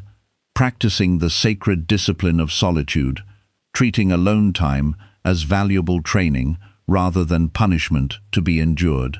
Questioning the solidity of the isolated, lonely self. Discovering how deeply interconnected you have always been, even in moments of apparent separation. Directing genuine warmth and loving kindness toward yourself, refilling the well from which all your capacity for love eventually flows. Walking the middle way between desperate attachment and defensive isolation, remaining equally at peace whether alone or in company. Building tolerance and eventually genuine appreciation for silence, discovering it to be full rather than empty, and cultivating equanimity, remaining steady like a mountain while emotional weather rises and falls across your experience. Each of these lessons, practiced patiently over time, contributes to the same ultimate direction, a freedom in which your peace no longer depends on any particular person being present in your life at any particular moment. This freedom does not mean you will never again enjoy the company of others. In fact, many people who walk this path report enjoying their relationships more fully than ever before, precisely because those relationships are no longer burdened by desperate need. Connection becomes a celebration rather than a rescue mission. Solitude becomes a sanctuary rather than a sentence. And you, standing quietly in your own life, whether surrounded by loved ones or sitting entirely alone in a quiet room, become someone who is, finally, fundamentally, at home in your own company. So the 10th and final lesson is this: the ultimate destination of this entire path is not simply learning to tolerate solitude, nor even learning to enjoy it. It is arriving at a place where your happiness is no longer conditional on anyone else's presence at all. This is the deepest freedom the Buddhist path offers, a freedom available not only to monks on distant mountains, but to anyone, anywhere, willing to walk this path patiently, one honest moment of practice at a time. May you find this freedom, not as a distant, unreachable ideal, but as a living, breathing reality, available to you today, in this very room, in this very silence, exactly as you are. A closing reflection. Let us walk back through everything we have covered, slowly, gently, so that these 10 lessons can settle into your mind, not as a list to memorize, but as a living companion you can return to whenever solitude begins to feel heavy again. Remember the arrow of craving. Whenever loneliness strikes you with sudden force, pause before reacting. Ask yourself honestly whether what you are feeling is a simple, natural preference for company, or a desperate, compulsive craving, insisting that this moment cannot be tolerated as it is. The craving is the arrow. The empty room is only the space it happens to be flying through. When you can separate the two, even slightly, the intensity of the suffering begins to loosen its grip, because you are no longer treating an ordinary human feeling as an emergency requiring immediate rescue. Remember the impermanence of every companion. No friendship, no partnership, no gathering was ever built to last forever unchanged. This is not a tragedy. It is simply the nature of all conditioned things, rising and passing according to causes and conditions, far larger than any single person's control.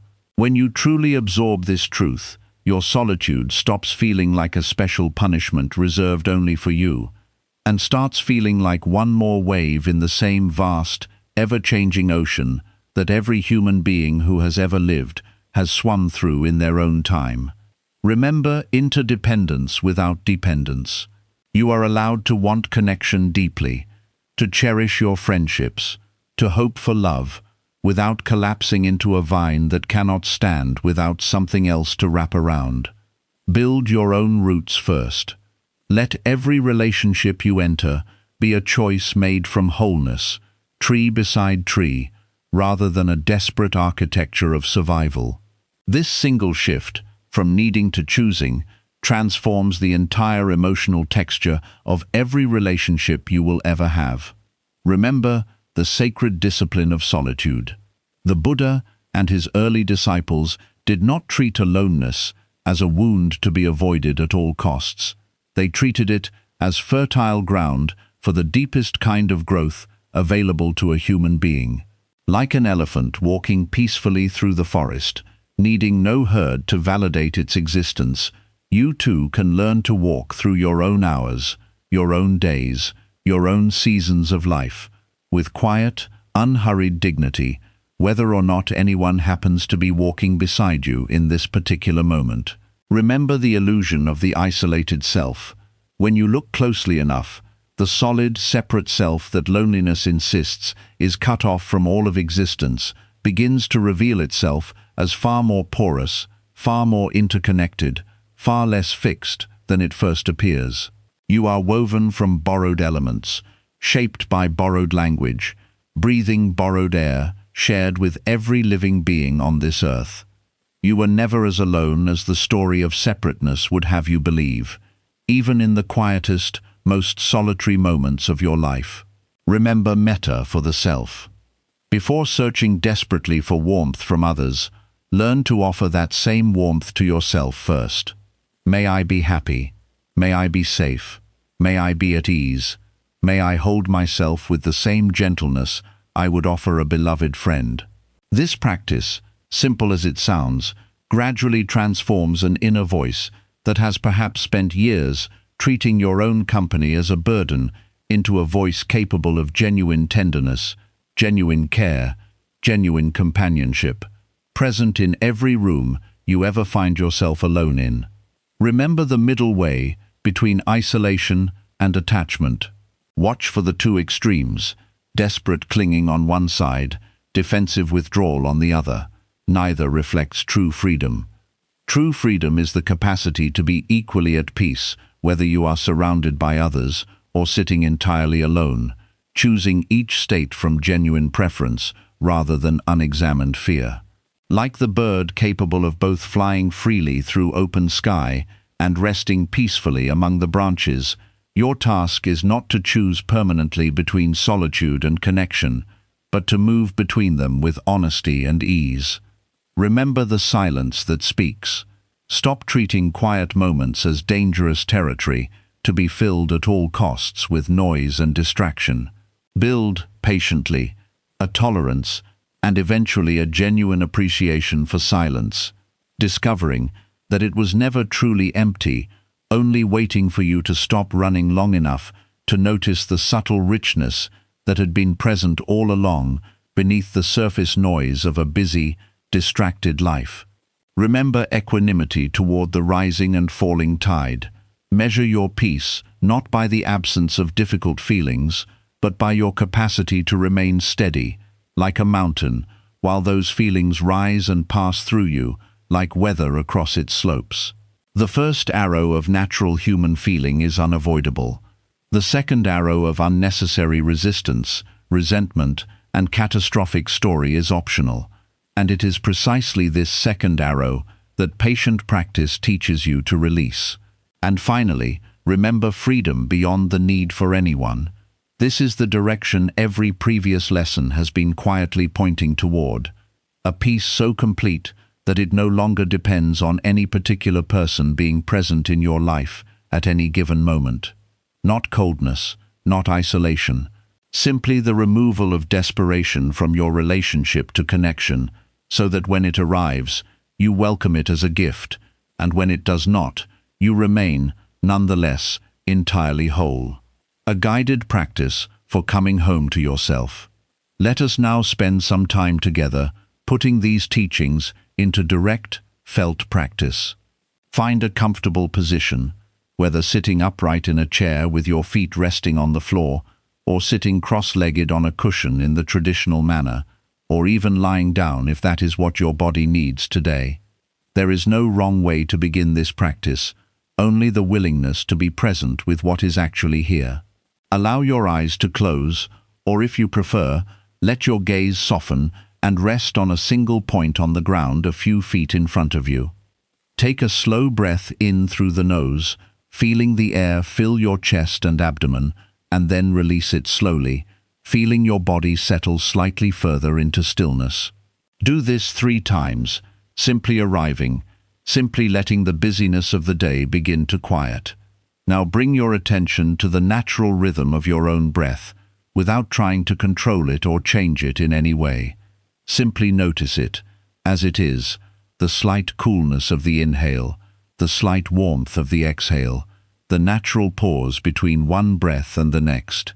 This breath has been with you since the very first moment of your life, and it will remain with you until your very last moment. It has never once abandoned you, not for a single second, even during your loneliest nights, even during your most difficult days. This breath is perhaps the truest companion you have ever had, quietly present, asking nothing of you, offering itself freely in every single moment. As you continue breathing naturally, begin to notice if any feelings of loneliness, longing, or unease are present in your body right now.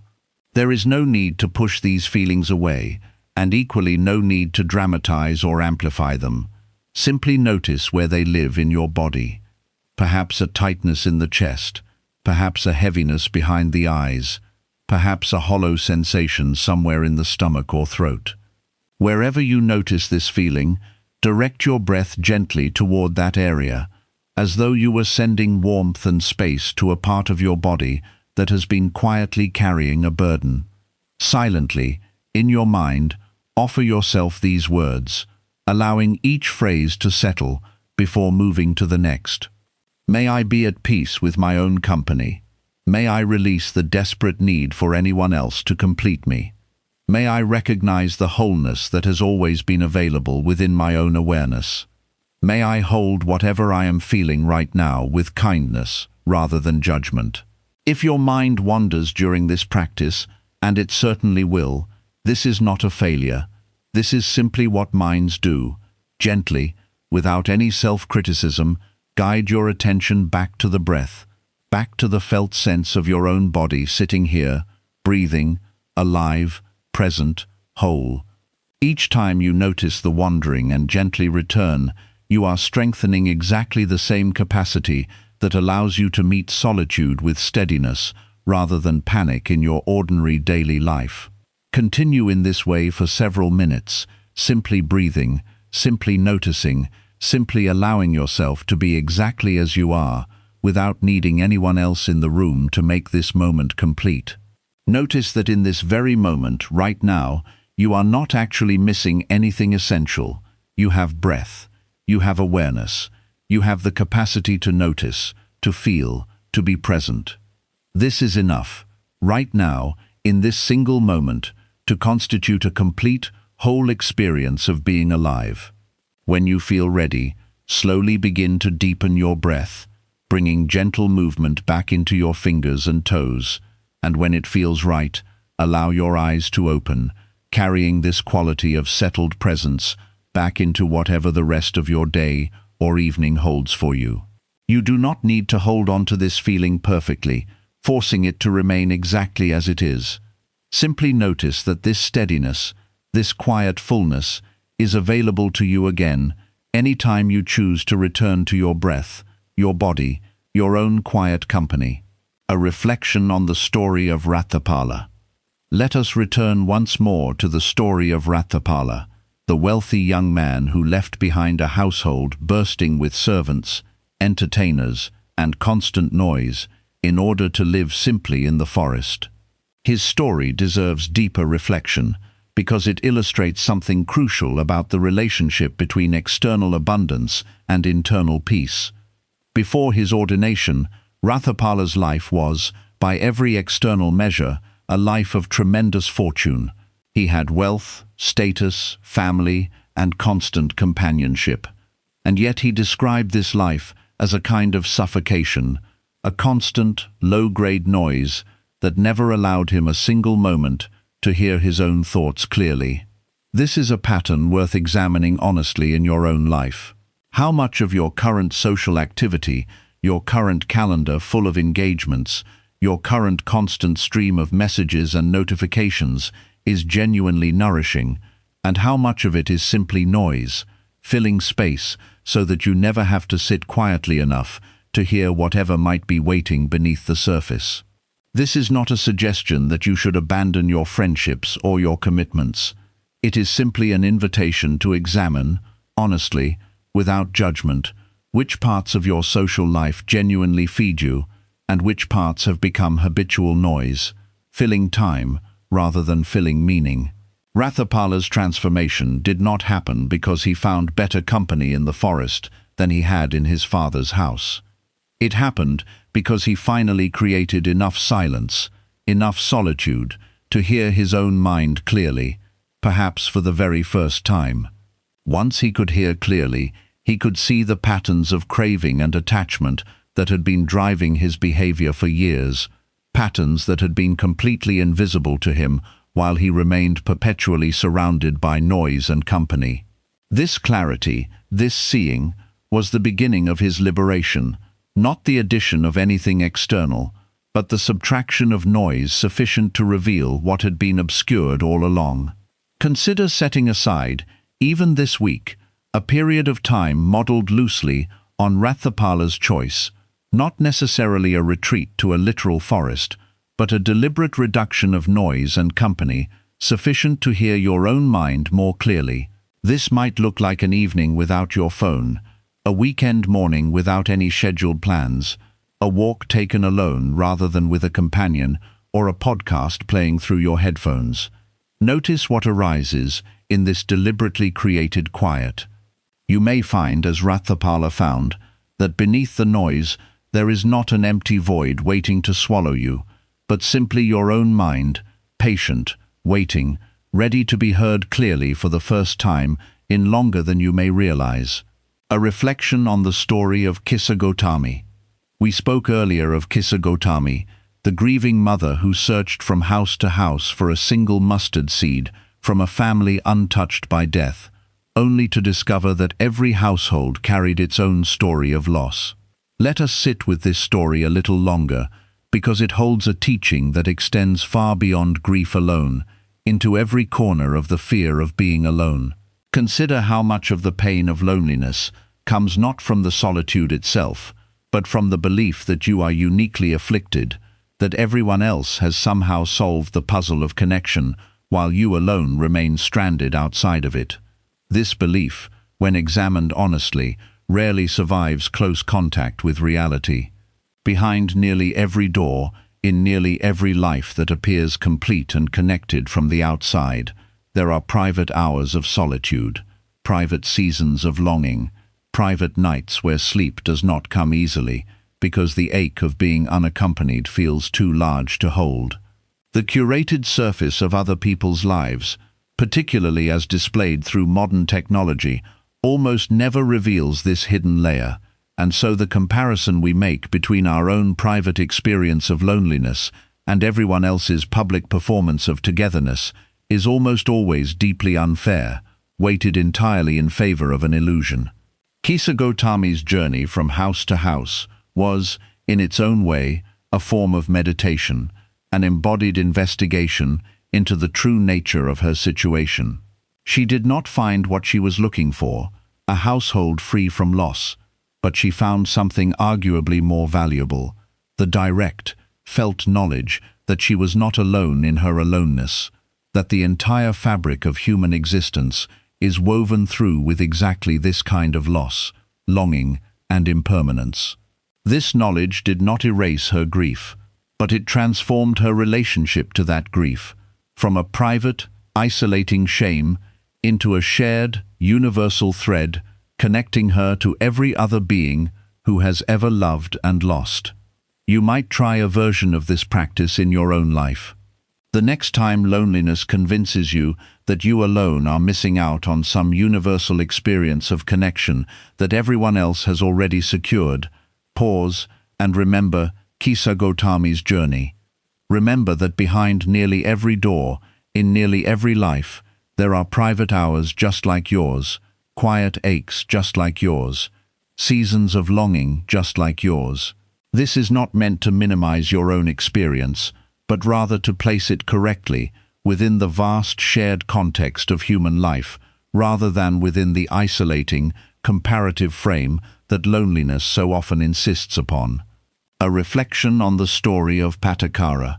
We also spoke of Patakara, the nun who lost her husband and children in rapid succession and wandered nearly mad with grief before finding her way to a place of profound peace through the Buddha's guidance.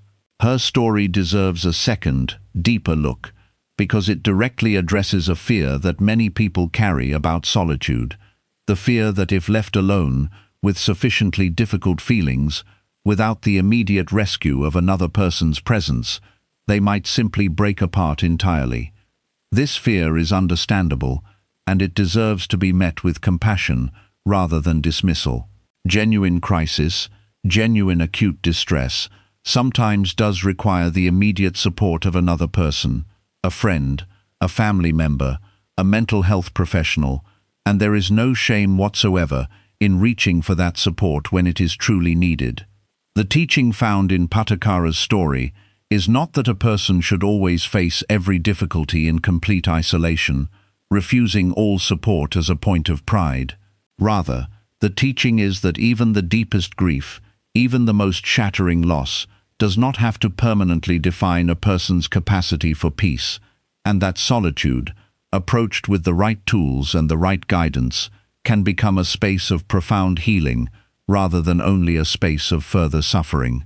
Patakara's path toward peace involved sitting with her grief directly, examining it, understanding its nature, rather than being perpetually distracted from it by constant company.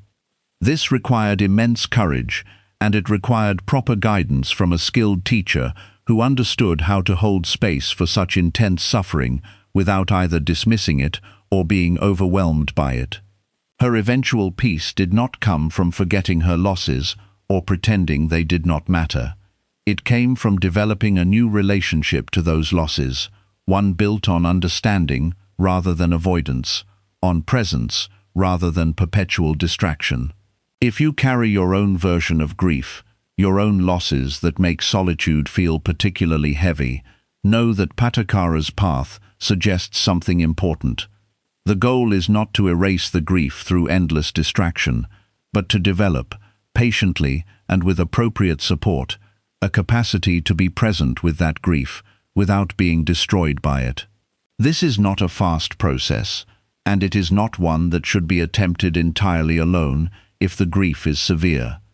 But it points toward a genuine possibility, that even the deepest sorrow can eventually be integrated into a life of profound peace, rather than remaining forever a wound that only the constant presence of others can temporarily numb.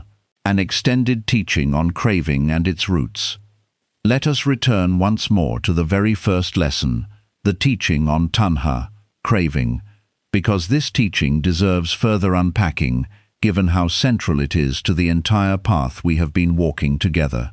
The Buddha identified 3 specific forms that craving typically takes, and understanding these 3 forms can help you recognize craving more precisely when it arises in your own experience of loneliness. The first form is craving for sensory pleasure, the desire for pleasant experiences to continue or to be repeated.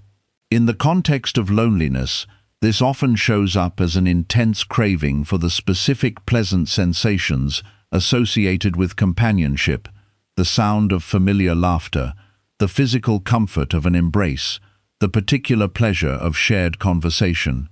There is nothing inherently wrong with enjoying these experiences. The suffering arises specifically when the craving for them becomes so intense that their absence feels unbearable rather than simply less pleasant than their presence. The second form is craving for existence, the desire to become something, to be someone, to achieve a particular identity or status. In the context of loneliness, this often shows up as a craving to become a person who is in a relationship, a craving to achieve the identity of someone who is loved, chosen, desired by another. This form of craving is particularly insidious because it attaches your sense of who you are to an external condition, so that the absence of a partner feels like a fundamental failure of identity itself, rather than simply a circumstance that happens to be true at this particular moment. The third form is craving for non-existence, the desire to escape, to disappear, to be rid of an unwanted experience entirely. In the context of loneliness, this often shows up as a desperate wish to simply not feel the ache of solitude at all, a wish to numb it through distraction, substances, or constant activity, rather than to actually understand and work with the feeling directly. This form of craving often drives the compulsive behaviors many people develop around loneliness: endless scrolling, endless busyness, anything that promises even momentary escape from the discomfort of being present with themselves. Recognizing which form of craving is active in any given moment of loneliness can be remarkably clarifying. Are you craving the pleasant sensations of companionship themselves? Are you craving the identity of being someone who is loved and chosen? Or are you craving simply to escape the discomfort of the feeling altogether? Each form, once recognized clearly, can be met with the same fundamental practice described throughout this teaching: patient observation, gentle non-attachment, and the gradual cultivation of a peace that does not depend on any of these cravings being satisfied in order to be present. Bringing these teachings into ordinary daily life. It is one thing to understand these 10 lessons intellectually while listening to a teaching such as this one, and quite another thing to actually carry them into the texture of an ordinary Tuesday afternoon, an ordinary quiet evening, an ordinary Sunday morning with nothing scheduled. Let us spend some time now considering how these teachings might actually show up in the small, unremarkable moments that make up the vast majority of any human life. Consider the moment you wake up on a day with no plans, no one expecting to see you, no obligations pulling you out into the world. For many people, this moment carries an immediate wave of dread, a sense that the day ahead is a wide, empty expanse to be endured rather than enjoyed. Notice, in this moment, whether the arrow of craving is present. Notice whether you are already telling yourself a story about how this day will be difficult, lonely, or wasted. Before believing this story completely, pause. Remember that the story is not the same as the day itself. The day has not happened yet. It is simply a blank canvas, and the craving mind is attempting to paint it with dread before a single brushstroke has actually been made. Consider the moment you scroll through social media and see images of friends gathered together without you. Notice the immediate physical sensation that arises, perhaps a tightening in the chest, a sinking feeling in the stomach. Before spiraling into a full narrative of exclusion and unworthiness, remember the teaching of Kisa Gotami. Remember that the curated image in front of you reveals nothing about the private, quiet hours that person also experiences, the private uncertainties, the private moments of their own solitude that never make it into a shared photograph. Your comparison is almost certainly unfair, weighted against you by the very nature of what social media chooses to display. Consider the moment you sit down to eat a meal alone. For many people, This simple, ordinary act carries an unexpected weight, a feeling that eating alone is somehow a public admission of loneliness, even when no one else is present to witness it. Notice this feeling if it arises. Consider, instead, treating this meal as an opportunity for the practice of presence described in earlier lessons, attending fully to the taste, the texture, the simple pleasure of nourishing your own body, without needing anyone else present to make this ordinary act meaningful. Consider the moment late at night, when the day's distractions have finally quieted, and a wave of longing rises, a wish for someone to be lying beside you, a wish for a voice to say good night, a wish for the simple comfort of not being the only person awake in a quiet house. This is perhaps one of the most tender moments in which to apply the practice of equanimity described in the 9th lesson. Notice the feeling without immediately fighting it or amplifying it. Let it be the first arrow, a natural human ache, without adding the second arrow of despair, of catastrophic storytelling about permanent, eternal aloneness. Breathe with the feeling. Let it rise. Let it eventually, in its own time, begin to settle.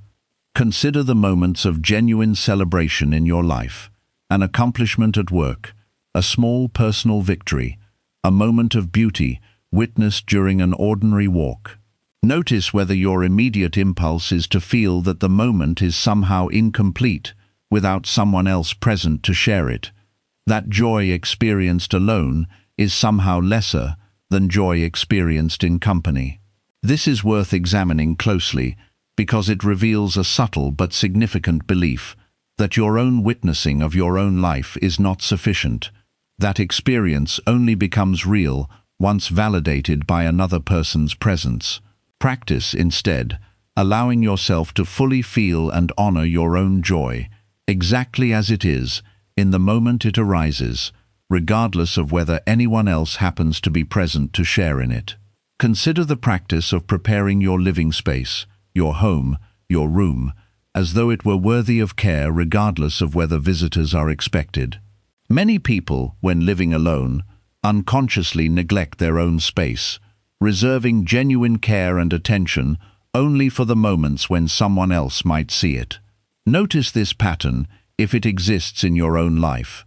Consider instead treating your living space as a reflection of the same warmth and care you are learning to offer yourself internally, arranging it, cleaning it, decorating it, not for an imagined audience, but simply because you, alone, are deserving of a beautiful, cared-for environment in which to live your days.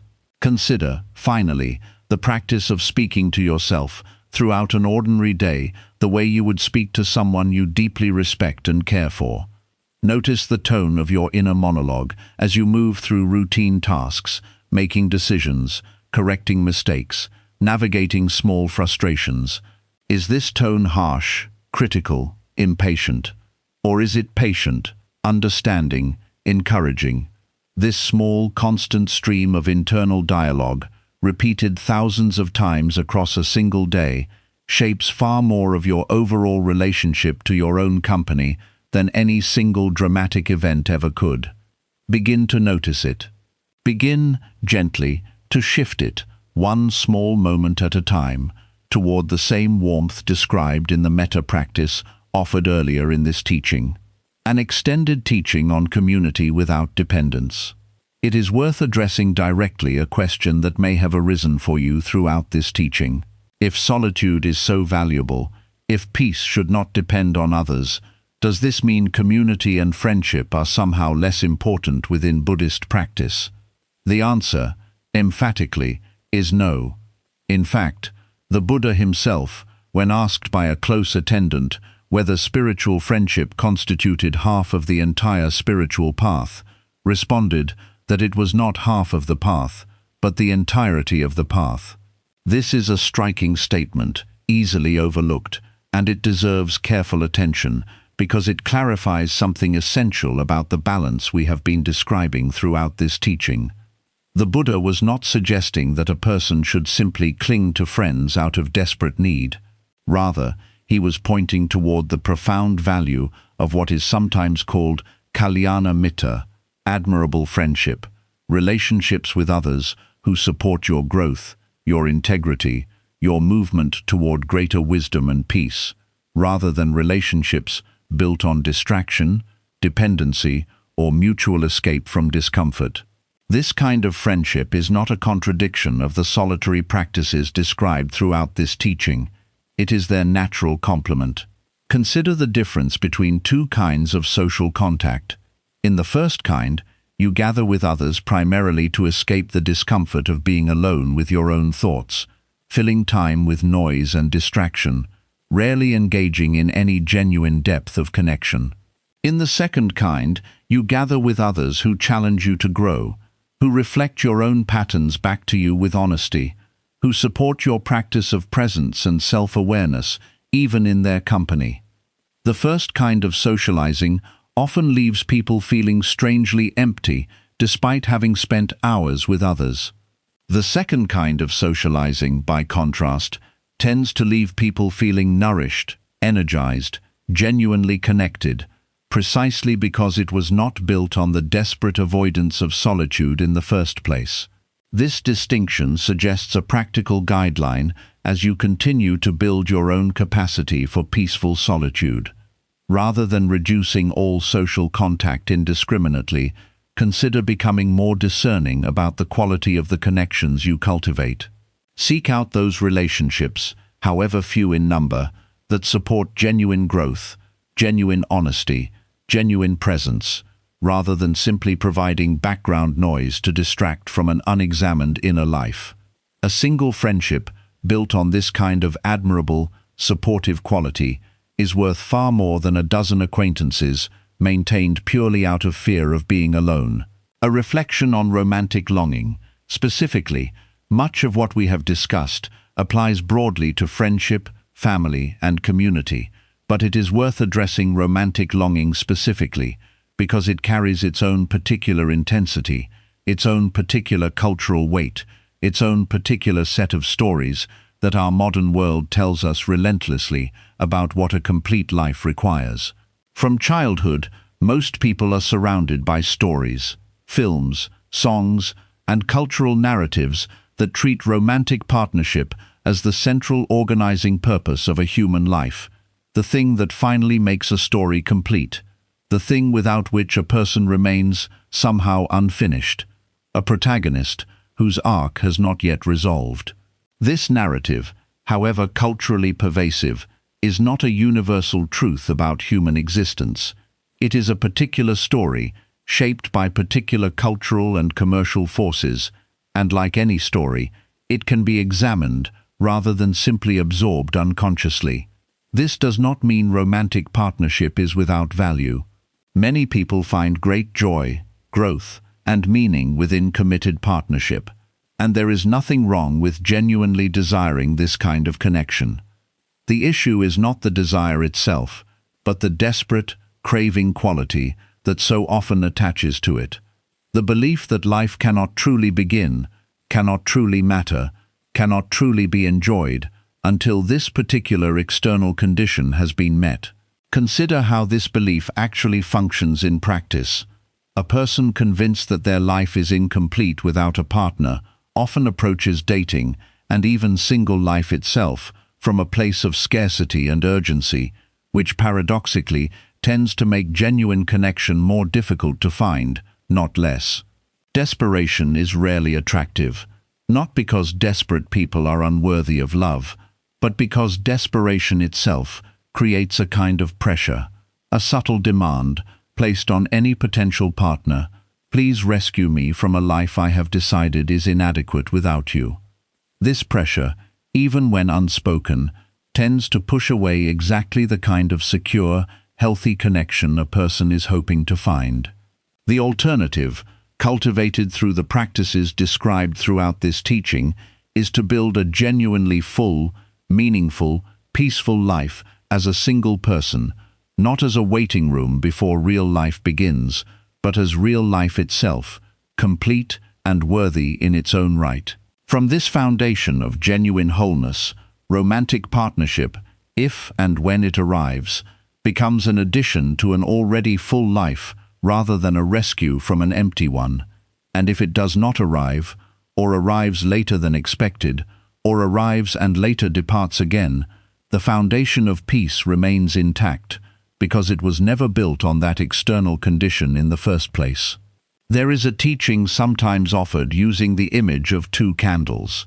A person who believes they are incomplete without a partner is like a candle that has convinced itself it cannot burn, cannot give light, cannot serve any purpose, until another candle arrives to be lit alongside it.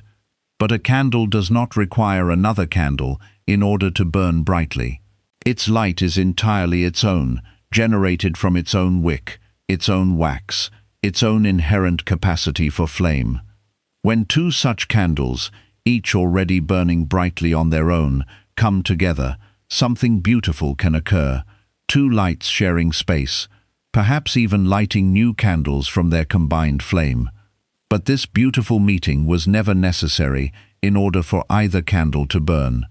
Each was already complete, already bright, already fulfilling its own nature, entirely on its own terms. This is, perhaps, one of the most important reframes available to anyone who has felt the particular ache of prolonged singleness in a culture that relentlessly suggests this state is a problem to be solved as quickly as possible. Your light does not depend on another flame in order to burn brightly. You are not a half-formed thing waiting for completion.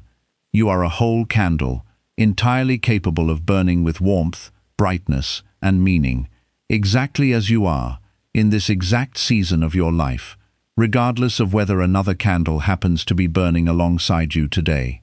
An extended reflection on the Buddha's own solitary path. It is worth returning, one final time, to the life of the Buddha himself, because his own biography offers perhaps the most complete illustration available of everything we have discussed throughout this teaching.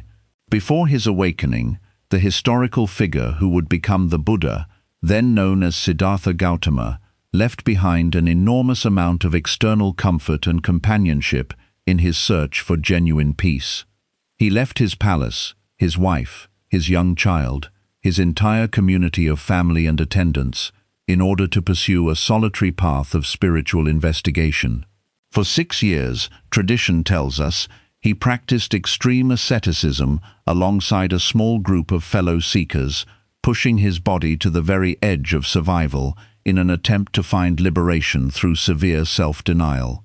Eventually, he recognized that this path of extreme self-punishment was not leading toward the peace he sought, and he made a decision that, in its own quiet way, required perhaps even more courage than the asceticism itself. He decided to eat again, to nourish his body, and in doing so, he was abandoned by the very companions who had practiced alongside him for years, who saw his choice as a failure of discipline, a betrayal of their shared path. Consider this moment carefully. The Buddha, at what may have been one of the most pivotal junctures of his entire life, found himself completely alone, having just been abandoned by the only community he had built over the preceding 6 years. And it was in this solitude, sitting beneath a tree with no companions, no community, no external validation for the path he had chosen, that he finally achieved the awakening that would eventually transform the spiritual landscape of much of the world. His greatest breakthrough did not occur surrounded by supportive companions. It occurred in complete solitude, precisely at the moment when every external source of community and validation had been stripped away. This is not to suggest that solitude alone produces awakening, or that abandonment is somehow a necessary ingredient for spiritual growth. Rather, it is to illustrate, through the very founder of this entire tradition, that profound peace, profound clarity, profound liberation does not require the presence of others in order to be accessed. If the Buddha himself could find the deepest peace available to any human being while sitting entirely alone, having just been abandoned by his closest companions, then the peace available to you, in your own far more ordinary moments of solitude, is not somehow less accessible simply because no one else happens to be in the room with you tonight. A reflection on the modern world and its particular loneliness. It would be incomplete to offer these teachings without acknowledging that the modern world presents a particular set of conditions that make peaceful solitude more difficult to access than perhaps at any other point in human history, even as these same conditions make genuine, deep connection increasingly rare despite an unprecedented density of constant digital contact. Understanding these particular modern conditions can help you apply the ancient teachings we have discussed with greater precision and compassion toward your own situation. Consider first the sheer volume of comparison now available to any person carrying a smartphone. In earlier eras, a person's sense of their own social standing was shaped primarily by the actual community immediately around them, their village, their neighborhood, their extended family. Today, a person's sense of social adequacy is shaped by an endless, algorithmically curated stream of other people's most flattering, most celebratory, most carefully selected moments, drawn not from dozens of people, but from potentially thousands, displayed constantly, updated endlessly, optimized specifically to capture attention and provoke emotional reaction. This creates a fundamentally distorted basis for comparison, one that ancient teachers could never have anticipated, and one that requires particular vigilance to navigate wisely. Consider also the paradox of modern connectivity, in which a person can be in constant digital contact with hundreds of people throughout every single day, through messages, social media, notifications, and yet experience a depth of loneliness that previous generations, with far less technological contact, but far more embodied, face-to-face community, rarely reported at anywhere near the same scale.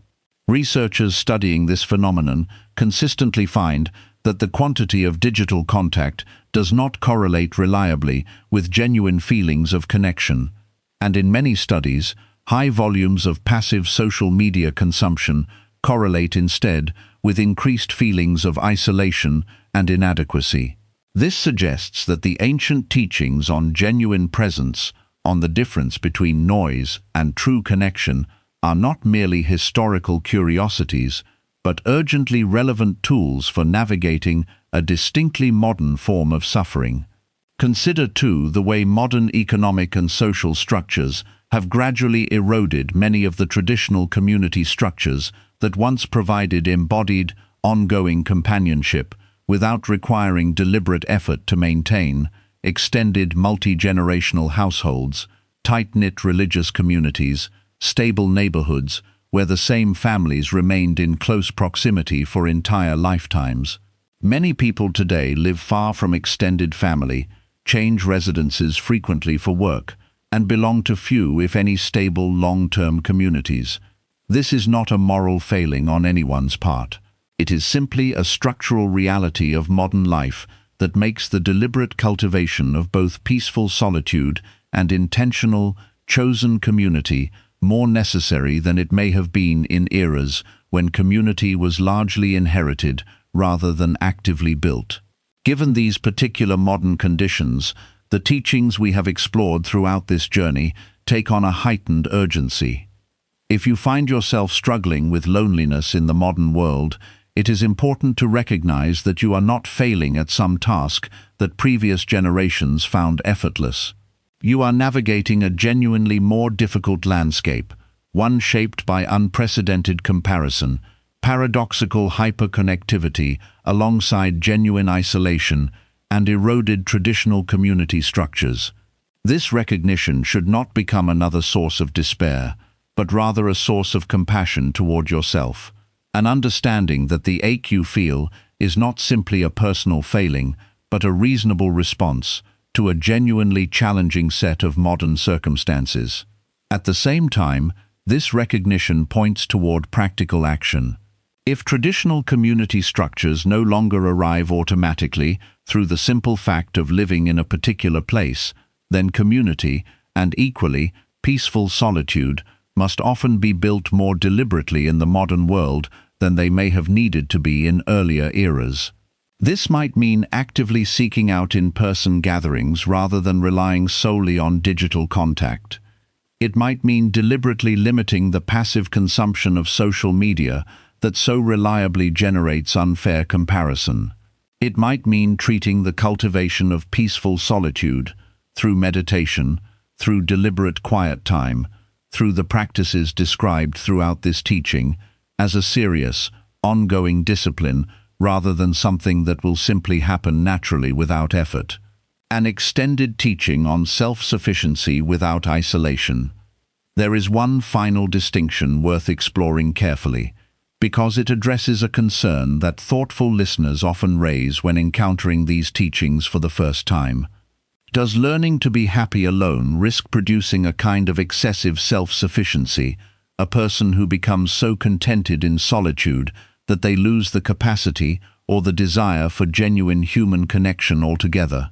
This is a fair question, and it deserves a careful, honest answer rather than a simple reassurance. The teachings we have explored throughout this journey are not designed to produce hermits who reject all human contact as a matter of principle. Rather, they are designed to remove the desperate, compulsive quality from your relationship to connection, so that connection, when it occurs, is chosen freely rather than grasped at out of fear. A person who has done this inner work thoroughly does not typically become less interested in genuine connection. Quite often, they become more capable of it, because they are no longer bringing an unconscious burden of neediness into every interaction, a burden that, ironically, often prevents the very connection a lonely person is desperately seeking. Consider the difference between two people attending the same social gathering. The first person, still driven by desperate craving for connection, moves through the room anxiously, scanning for validation, worried about being liked, worried about being included, unable to be fully present in any single conversation because part of their attention remains locked in this underlying anxiety. The second person, having done the inner work described throughout this teaching, moves through the same room with a quiet, settled ease, genuinely curious about the people they encounter, fully present in each conversation, precisely because they are not simultaneously managing an underlying anxiety about their own social adequacy. Which of these two people, do you imagine, tends to form more genuine, more lasting connections over the course of that evening?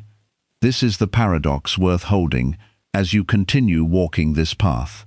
Learning to be genuinely at peace with your own company does not typically lead away from connection.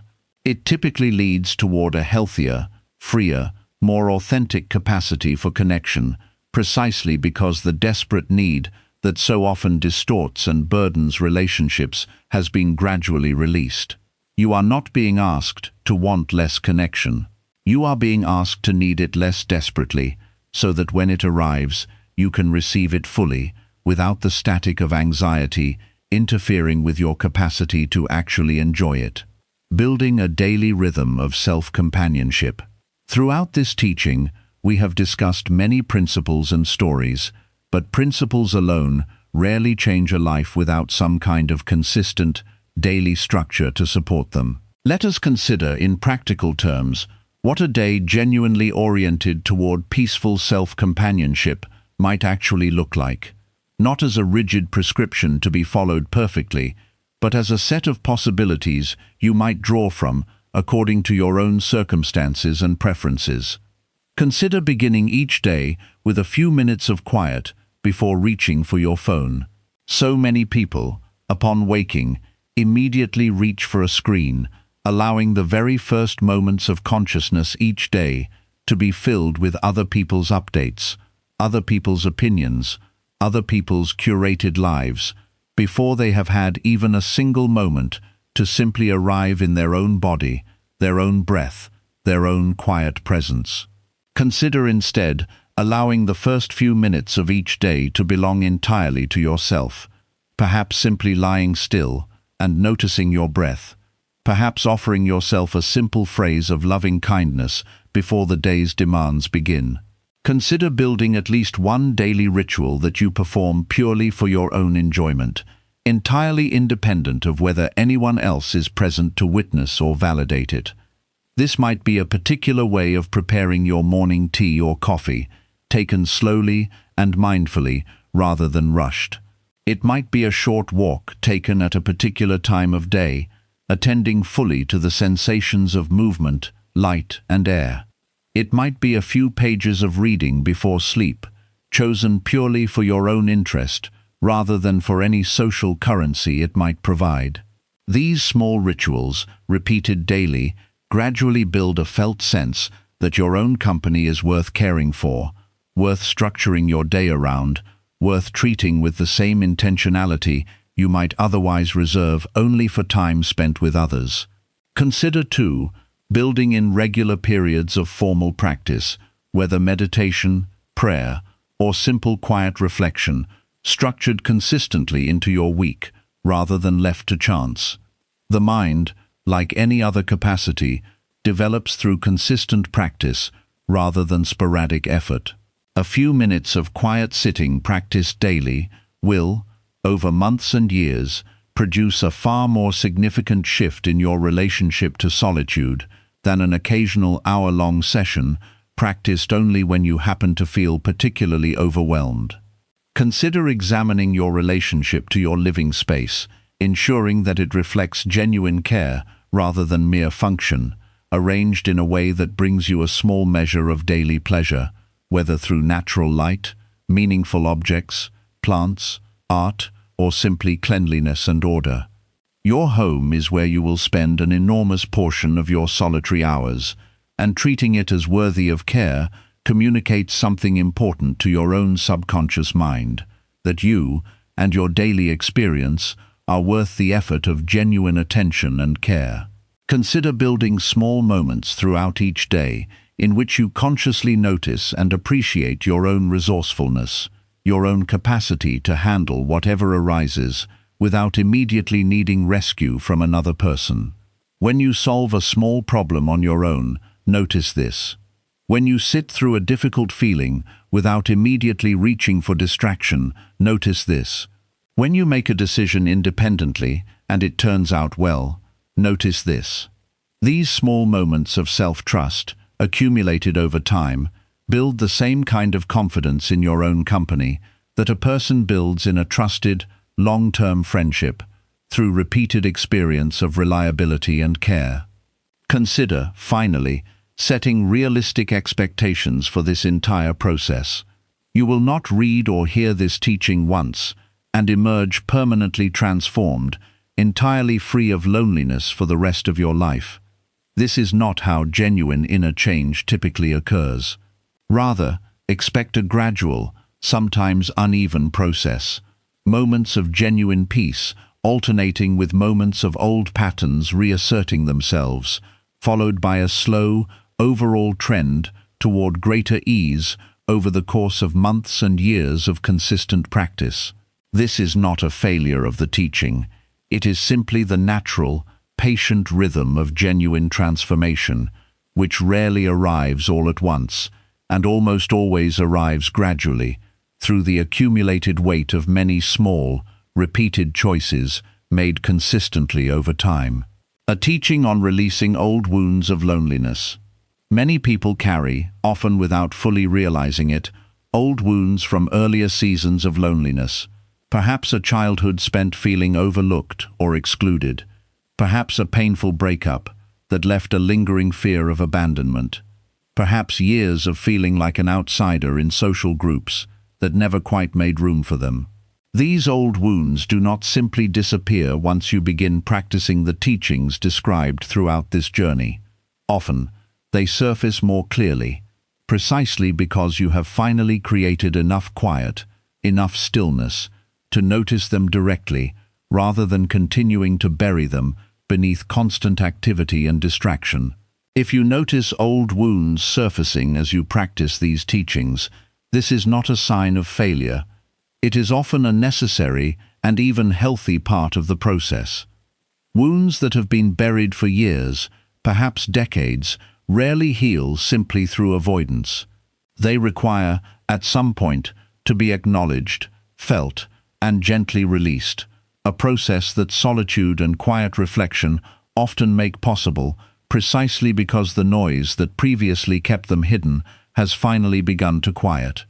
Consider approaching these old wounds with the same quality of gentle, non-judgmental observation described throughout this teaching. If a childhood memory of exclusion arises during a quiet meditation session, there is no need to immediately analyze it, fix it, or push it away. Simply notice it, allow yourself to feel whatever sensations accompany it, and offer yourself the same loving kindness described in the 6th lesson.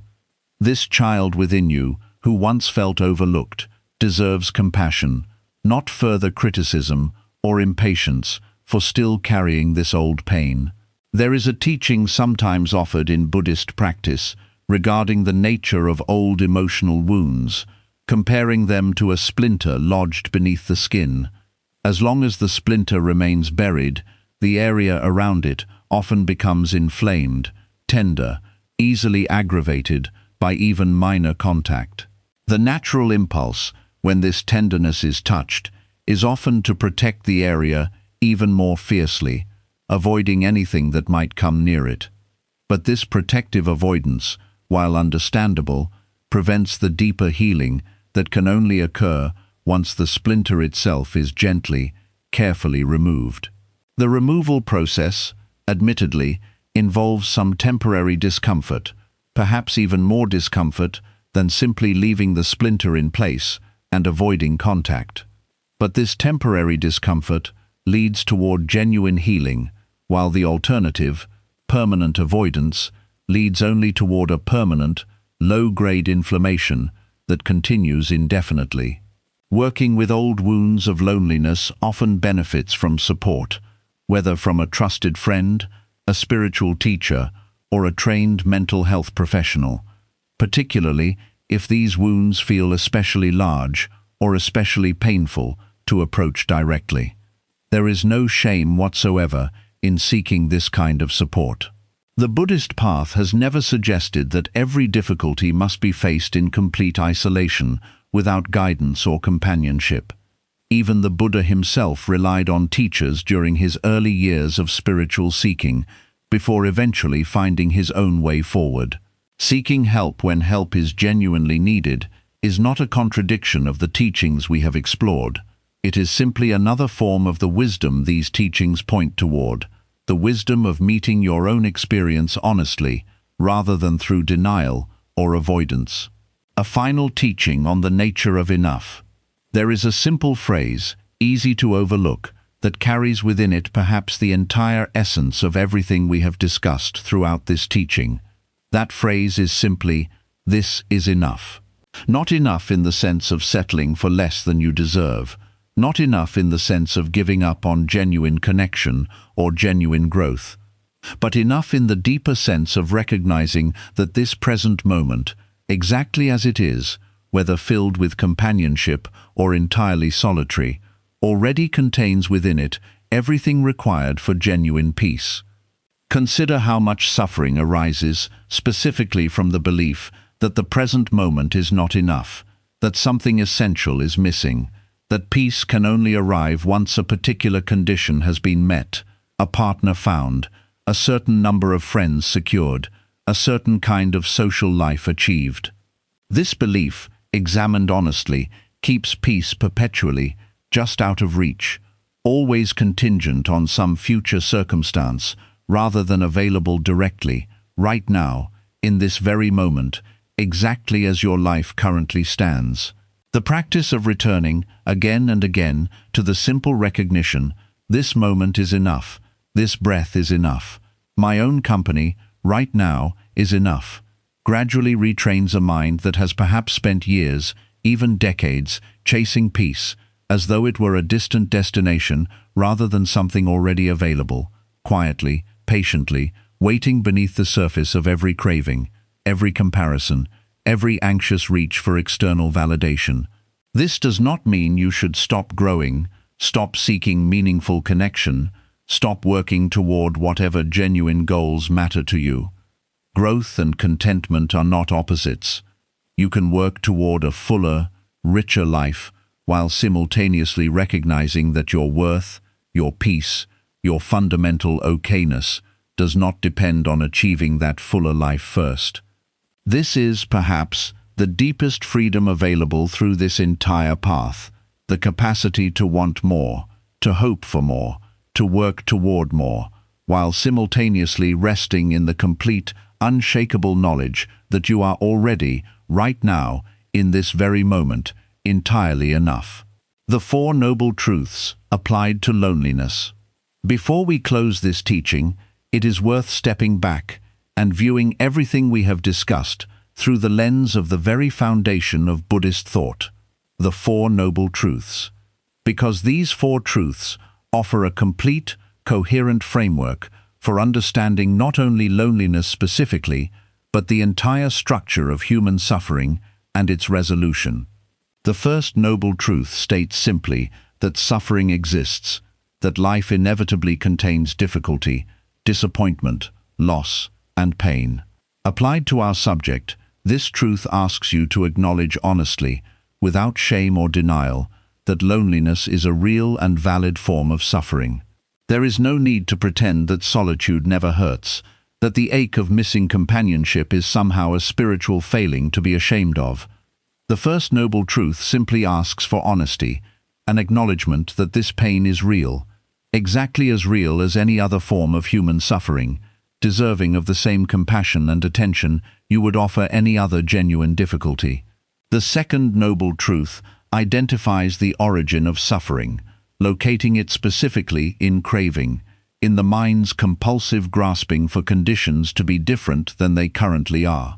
Applied to loneliness, this truth points toward everything we discussed in the very first lesson, the arrow of craving that transforms an ordinary, natural preference for connection into a desperate, compulsive suffering when that connection happens to be temporarily absent. The second noble truth does not ask you to stop wanting connection altogether. It simply asks you to notice how craving, rather than solitude itself, is so often the true source of your deepest suffering. The third noble truth offers hope, stating that suffering can cease, that liberation from this craving is genuinely possible, not merely a distant theoretical ideal, but an achievable state available to any being willing to walk the path toward it. Applied to loneliness, this truth is perhaps the most important message of this entire teaching.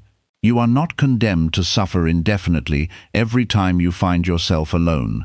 The suffering you currently experience around solitude is not a fixed, permanent feature of your existence. It can genuinely soften, shift, and eventually transform into something approaching genuine peace through patient, consistent practice. The fourth noble truth describes the path toward this liberation, traditionally described as the Eightfold Path, encompassing right understanding, right intention, right speech, right action, right livelihood, right effort, right mindfulness, and right concentration. Applied to our subject, this path suggests that liberation from the suffering of loneliness does not arrive through a single dramatic insight, but through the patient, consistent application of wisdom, ethical conduct, and mental cultivation across every dimension of your daily life, exactly as we have described throughout the 10 lessons and extended reflections offered in this teaching. Right understanding asks you to see clearly the nature of craving, impermanence, and interdependence, exactly as described in our earlier lessons.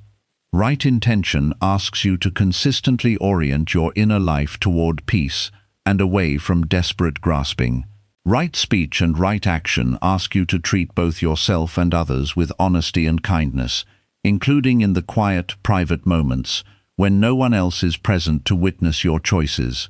Right livelihood asks you to structure your daily life in ways that support genuine well-being rather than constant distraction and avoidance.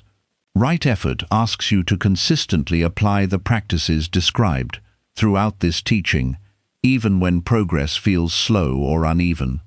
Right mindfulness asks you to maintain the quality of present moment awareness that allows you to notice craving, aversion, and old wounds as they arise, rather than being swept away by them unconsciously. And right concentration asks you to develop, through consistent meditative practice, the settled, steady quality of mind that can hold difficult feelings without being destroyed by them.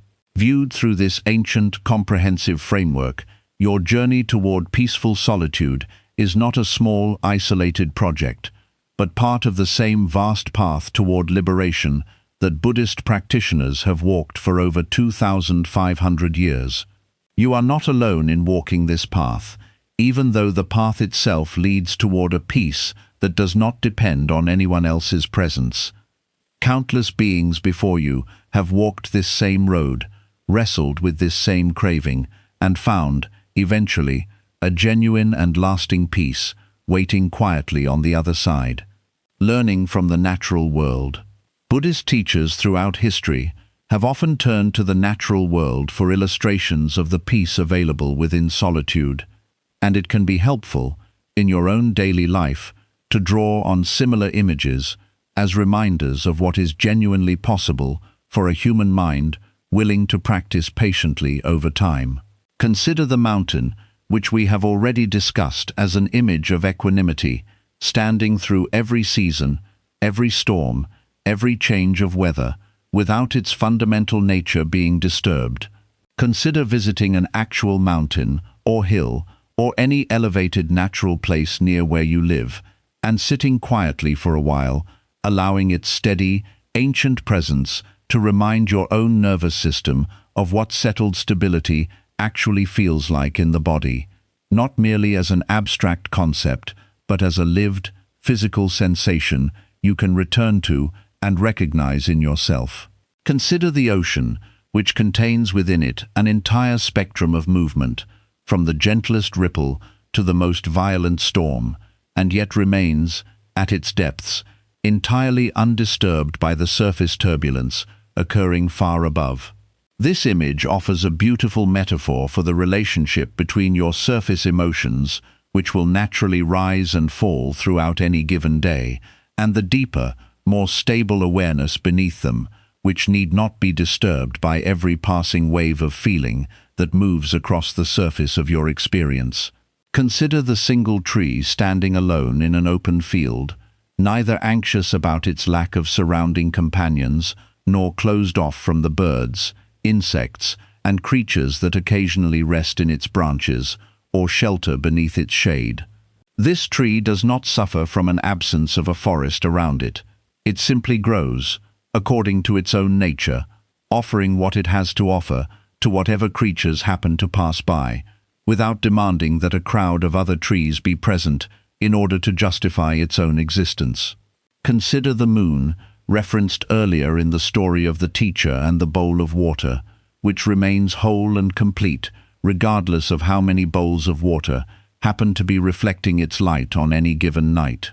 Whether reflected in 1,000 bowls or reflected in none at all, the moon itself remains entirely unchanged, entirely whole, its completeness never dependent on how many observers happen to be witnessing it in any particular moment. These natural images are not merely poetic decoration. They point toward a genuine, lived possibility that a human mind, like a mountain, an ocean, a solitary tree, or the moon itself, can develop a quality of steady wholeness that does not depend on constantly shifting external circumstances in order to remain intact. This is not an easy achievement, and it is not one that arrives overnight, but it is available, patiently, through the consistent practice of everything we have discussed throughout this teaching, to anyone willing to walk this path with sincerity and patience.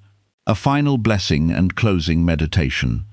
As we come to the close of this teaching, let us sit together one final time, quietly, before returning to the ordinary activities of your day or evening.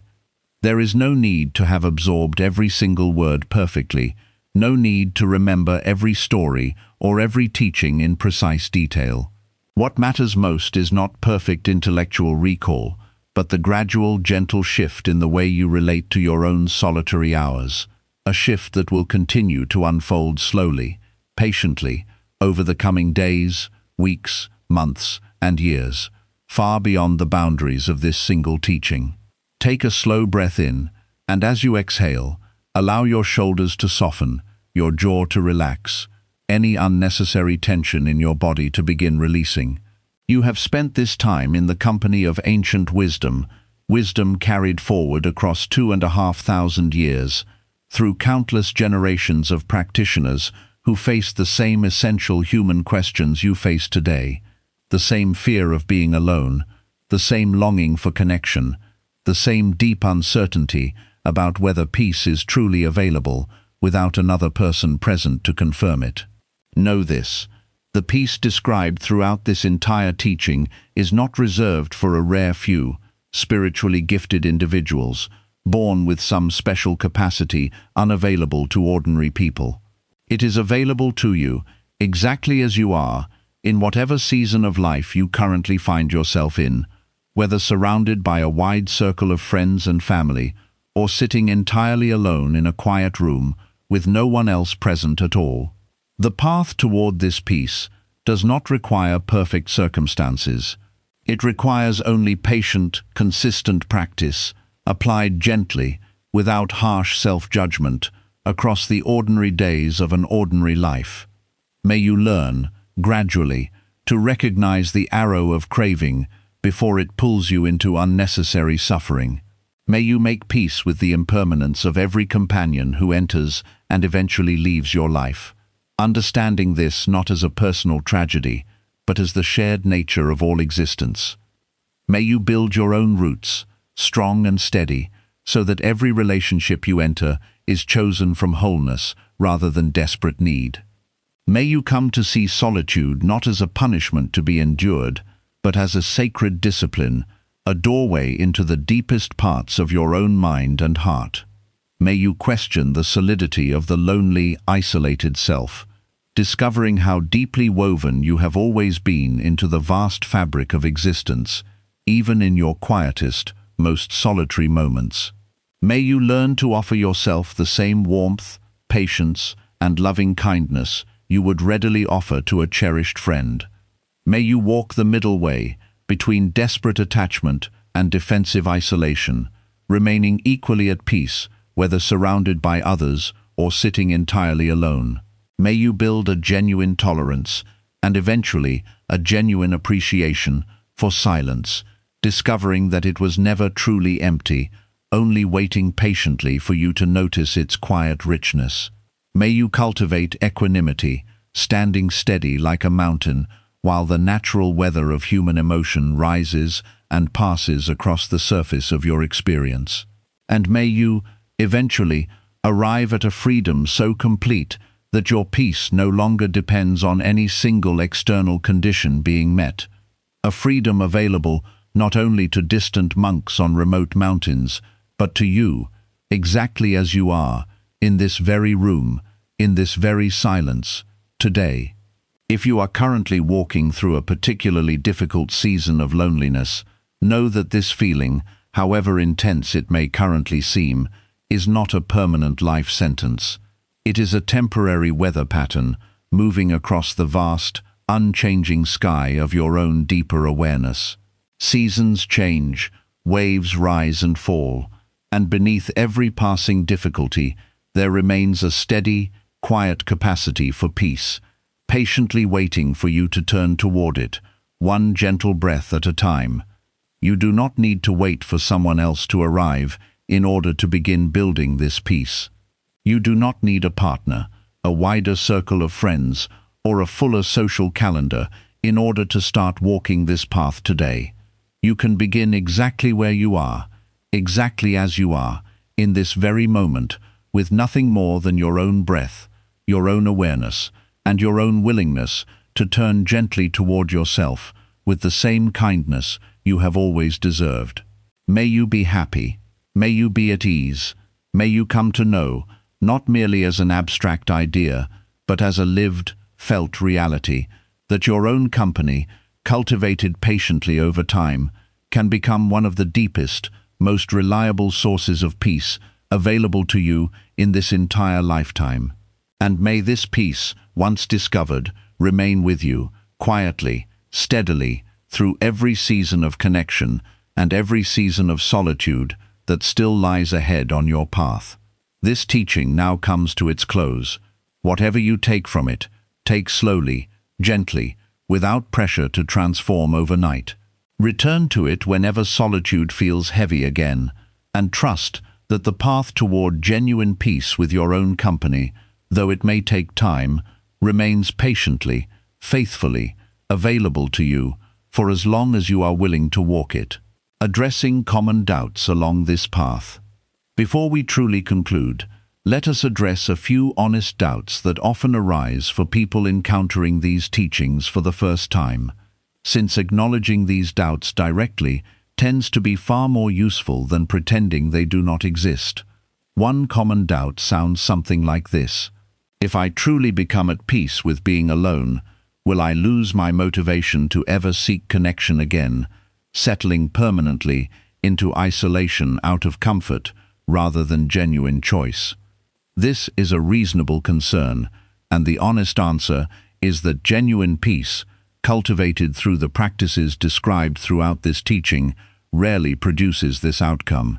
What it produces instead is the removal of desperation from the process of seeking connection, which tends to make the seeking itself healthier, calmer, and more discerning, rather than eliminating the desire for connection altogether. A person at peace with solitude can still actively seek friendship, community, and romantic partnership. They simply do so from a place of genuine choice rather than desperate need, which tends to produce far better outcomes in the relationships they eventually do build. Another common doubt sounds like this: what if I have tried meditation or tried being alone, and it only made my loneliness feel worse, more intense, more unbearable, rather than better? This experience, while difficult, is not necessarily a sign that the path is wrong for you. As discussed earlier in the teaching on silence, sometimes the initial encounter with quiet solitude reveals feelings that had previously been masked by constant distraction, and this revealing can feel, at first, like an intensification of suffering rather than a relief from it. If this has been your experience, it may be worth approaching the practice more gradually, perhaps with shorter periods of solitude at first, perhaps with the support of a teacher, therapist, or trusted guide who can help you navigate what arises without becoming overwhelmed by it. A third common doubt sounds like this: is it not simply easier and more effective to fill my time with constant activity and socializing, avoiding the discomfort of solitude altogether, rather than facing it directly through these more difficult practices? This is, in a sense, the path most people in the modern world have already chosen, whether consciously or unconsciously, and its results are visible all around us, in rising rates of reported loneliness, even amid unprecedented digital connectivity, in relationships built on distraction rather than genuine presence, in an ever-increasing need for more stimulation simply to maintain the same level of avoidance. The path described throughout this teaching requires more courage in the short term, facing discomfort directly rather than perpetually avoiding it. But it offers a far more durable, far more genuine form of peace in the long term, one that does not depend on constant external stimulation in order to be maintained. A fourth common doubt, perhaps the most tender of all, sounds like this: what if I do everything described in this teaching, and I still, after all this effort, remain profoundly lonely, unable to find the peace being described? If this is your experience, know first that this does not mean you have failed or that something is uniquely wrong with you. Genuine transformation of this kind often takes far longer than we would like, sometimes years rather than weeks or months, and it is not uncommon for the process to feel discouraging at various points along the way. If you find yourself consistently struggling despite genuine, sustained effort, it may be worth seeking additional support beyond what a single teaching can offer, whether through a qualified therapist, a spiritual teacher experienced in guiding students through exactly this kind of difficulty, or a trusted community that can walk alongside you as you continue this work. There is no shame whatsoever in needing this kind of additional support.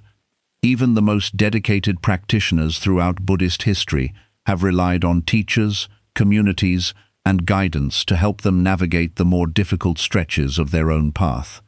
Whatever doubts you carry as you finish listening to this teaching, know that doubt itself is not an obstacle to be eliminated before beginning.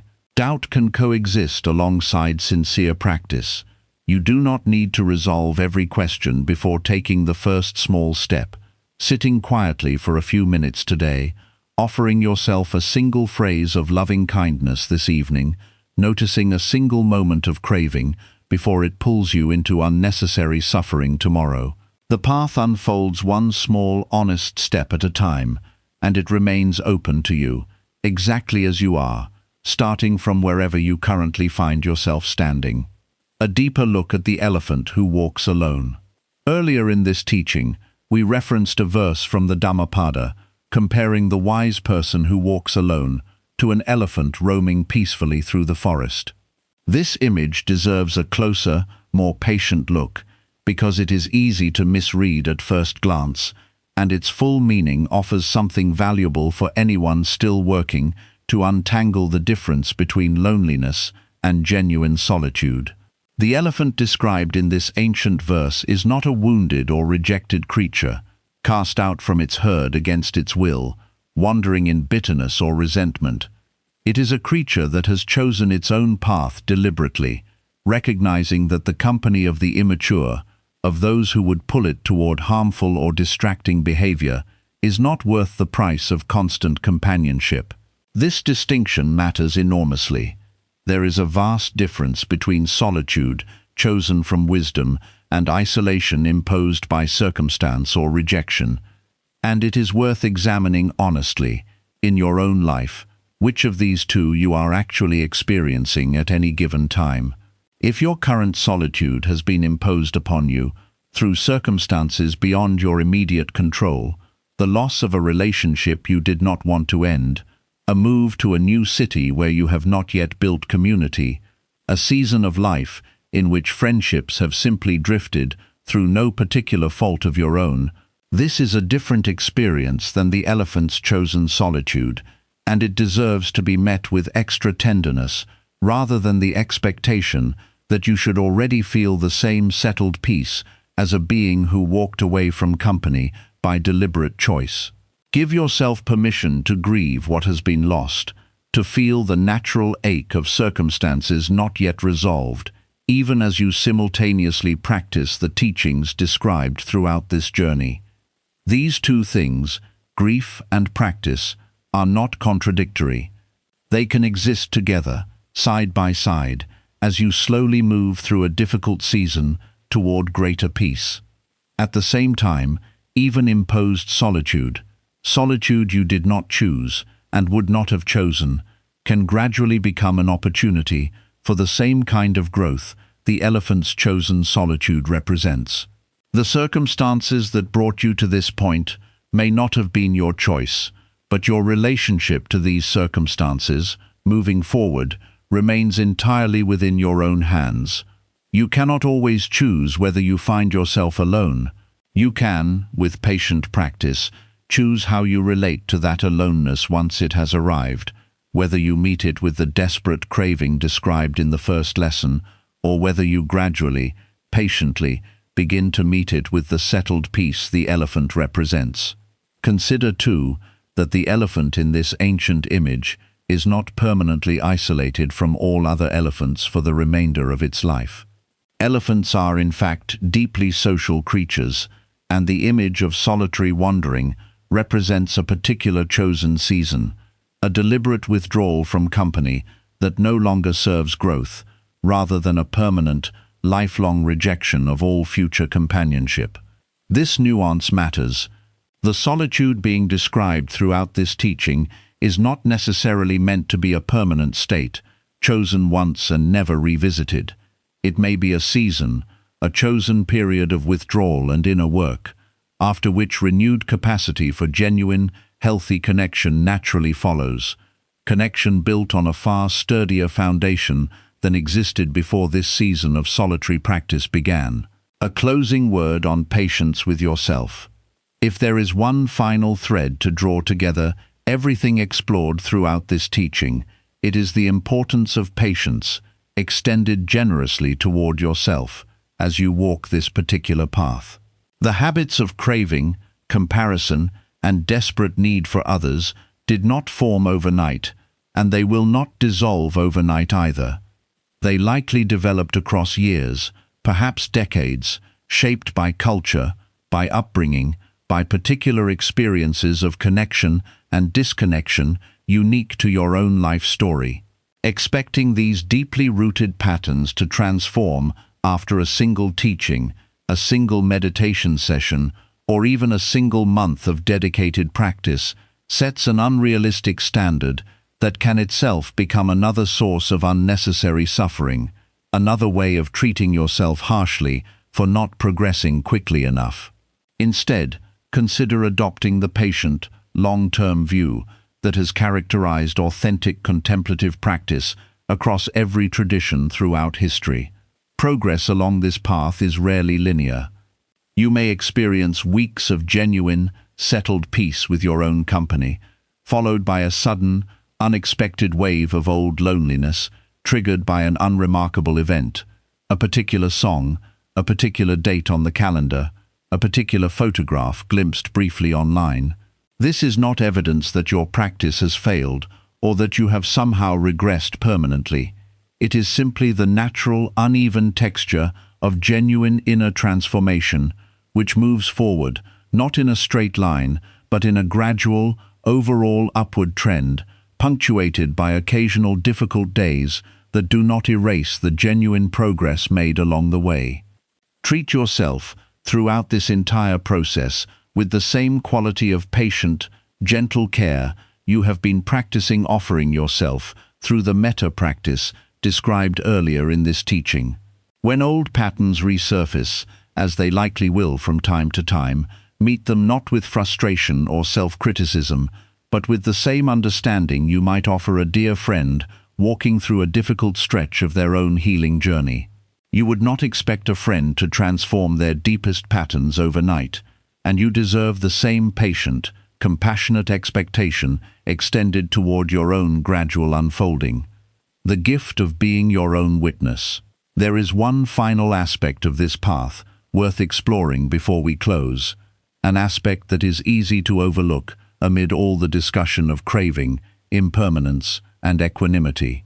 This is the simple, quiet gift of becoming your own witness, the one presence in your life that observes every moment of your existence, from the very first breath you took to the very last one you will eventually take, without ever once looking away.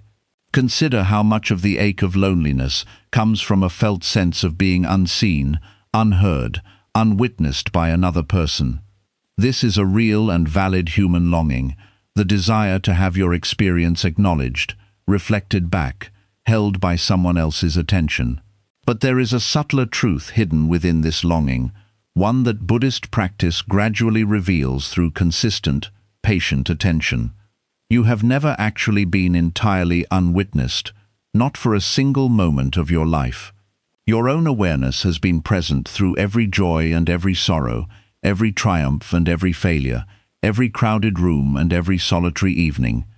This awareness has never once turned away from you, never once abandoned you, never once failed to notice what you were experiencing, even in the moments when you felt most invisible to everyone else around you.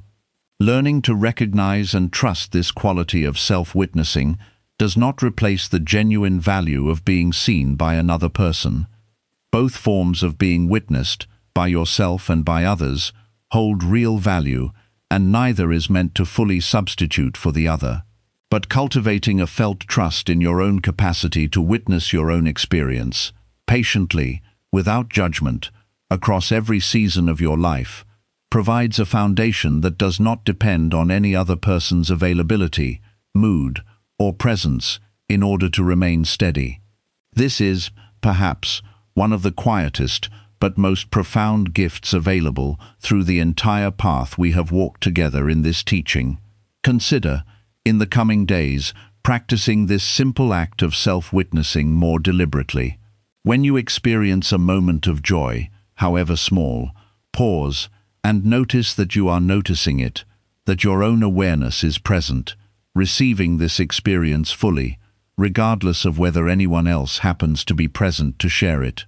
When you experience a moment of difficulty, pause similarly and notice that your own awareness remains present here too, holding the experience with whatever quality of gentleness and patience you have been cultivating throughout this practice.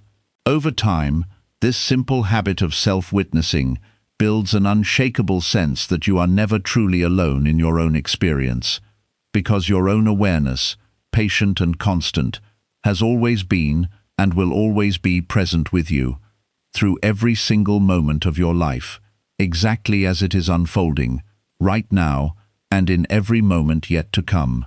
May this awareness, cultivated patiently through everything we have explored together in this teaching, become for you what it has become for countless practitioners across more than 2,000 years of contemplative tradition, a steady, reliable companion, available in every room, in every season, in every quiet hour of your own beautiful, singular, and entirely sufficient life. Carrying this teaching into tomorrow. As this teaching draws to its true close, consider what it might mean to carry even one small piece of it forward into the ordinary day that awaits you once this listening ends. You do not need to remember every lesson, every story, every reflection offered throughout this journey in perfect detail. It is enough to carry forward a single thread, whichever one spoke most directly to your own particular situation tonight. Perhaps the thread you carry forward is the simple recognition that craving, not solitude itself, is the true source of your suffering, and that this craving can be noticed, gently, before it pulls you into unnecessary despair. Perhaps the thread you carry forward is the image of the mountain, standing steady through every storm, reminding you that your own core stability need not be shaken by every passing wave of difficult feeling. Perhaps the thread you carry forward is the simple practice of offering yourself a few words of loving kindness during a quiet moment tomorrow morning, beginning, patiently, to rebuild a warmer relationship with your own inner voice. Whatever thread you choose to carry, trust that this single thread, followed consistently, can gradually unravel the larger tangle of fear and craving that has made solitude feel so heavy for so long. Ancient wisdom rarely transforms a life through a single dramatic moment. It transforms a life slowly, thread by thread, breath by breath, quiet choice by quiet choice, repeated patiently across the countless ordinary days that make up an entire human lifetime. May you walk this path gently. May you meet your own company in whatever room you find yourself tonight, with rising warmth rather than rising dread. And may the peace we have explored together throughout this teaching, ancient as it is, patient as it is, become, slowly and surely, a genuine and living part of your own singular, unrepeatable life. A final word on beginning again. If, after everything shared in this teaching, you still find yourself struggling tonight, still find the ache of loneliness pressing heavily against your chest, know that this is not a sign you have misunderstood the path, or that the path itself is somehow flawed. It is simply a sign that you are human, walking through a genuinely difficult moment, exactly as every practitioner before you has walked through their own difficult moments across thousands of years of contemplative history. You do not need to have this figured out perfectly by tomorrow. You do not need to feel completely at peace with your own company by next week, next month, or even next year. You only need to be willing to begin again, gently, each time old patterns resurface, each time craving pulls at you, each time the silence feels heavier than you would like it to feel. Beginning again, patiently, without harsh judgment toward yourself for needing to begin again in the first place, is itself the entire practice, repeated across an entire lifetime, one honest breath at a time. Rest now, if rest is what you need. Sit with whatever you are feeling, if sitting is what feels right.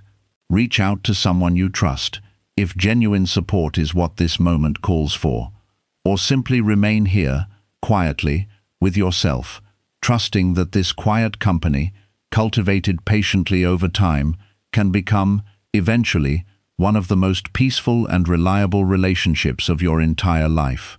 You are not alone in walking this path, even as the path itself leads toward a peace that no longer depends on anyone else being present. May you walk it gently, may you walk it patiently, and may you, in time, come home, fully and completely, to yourself.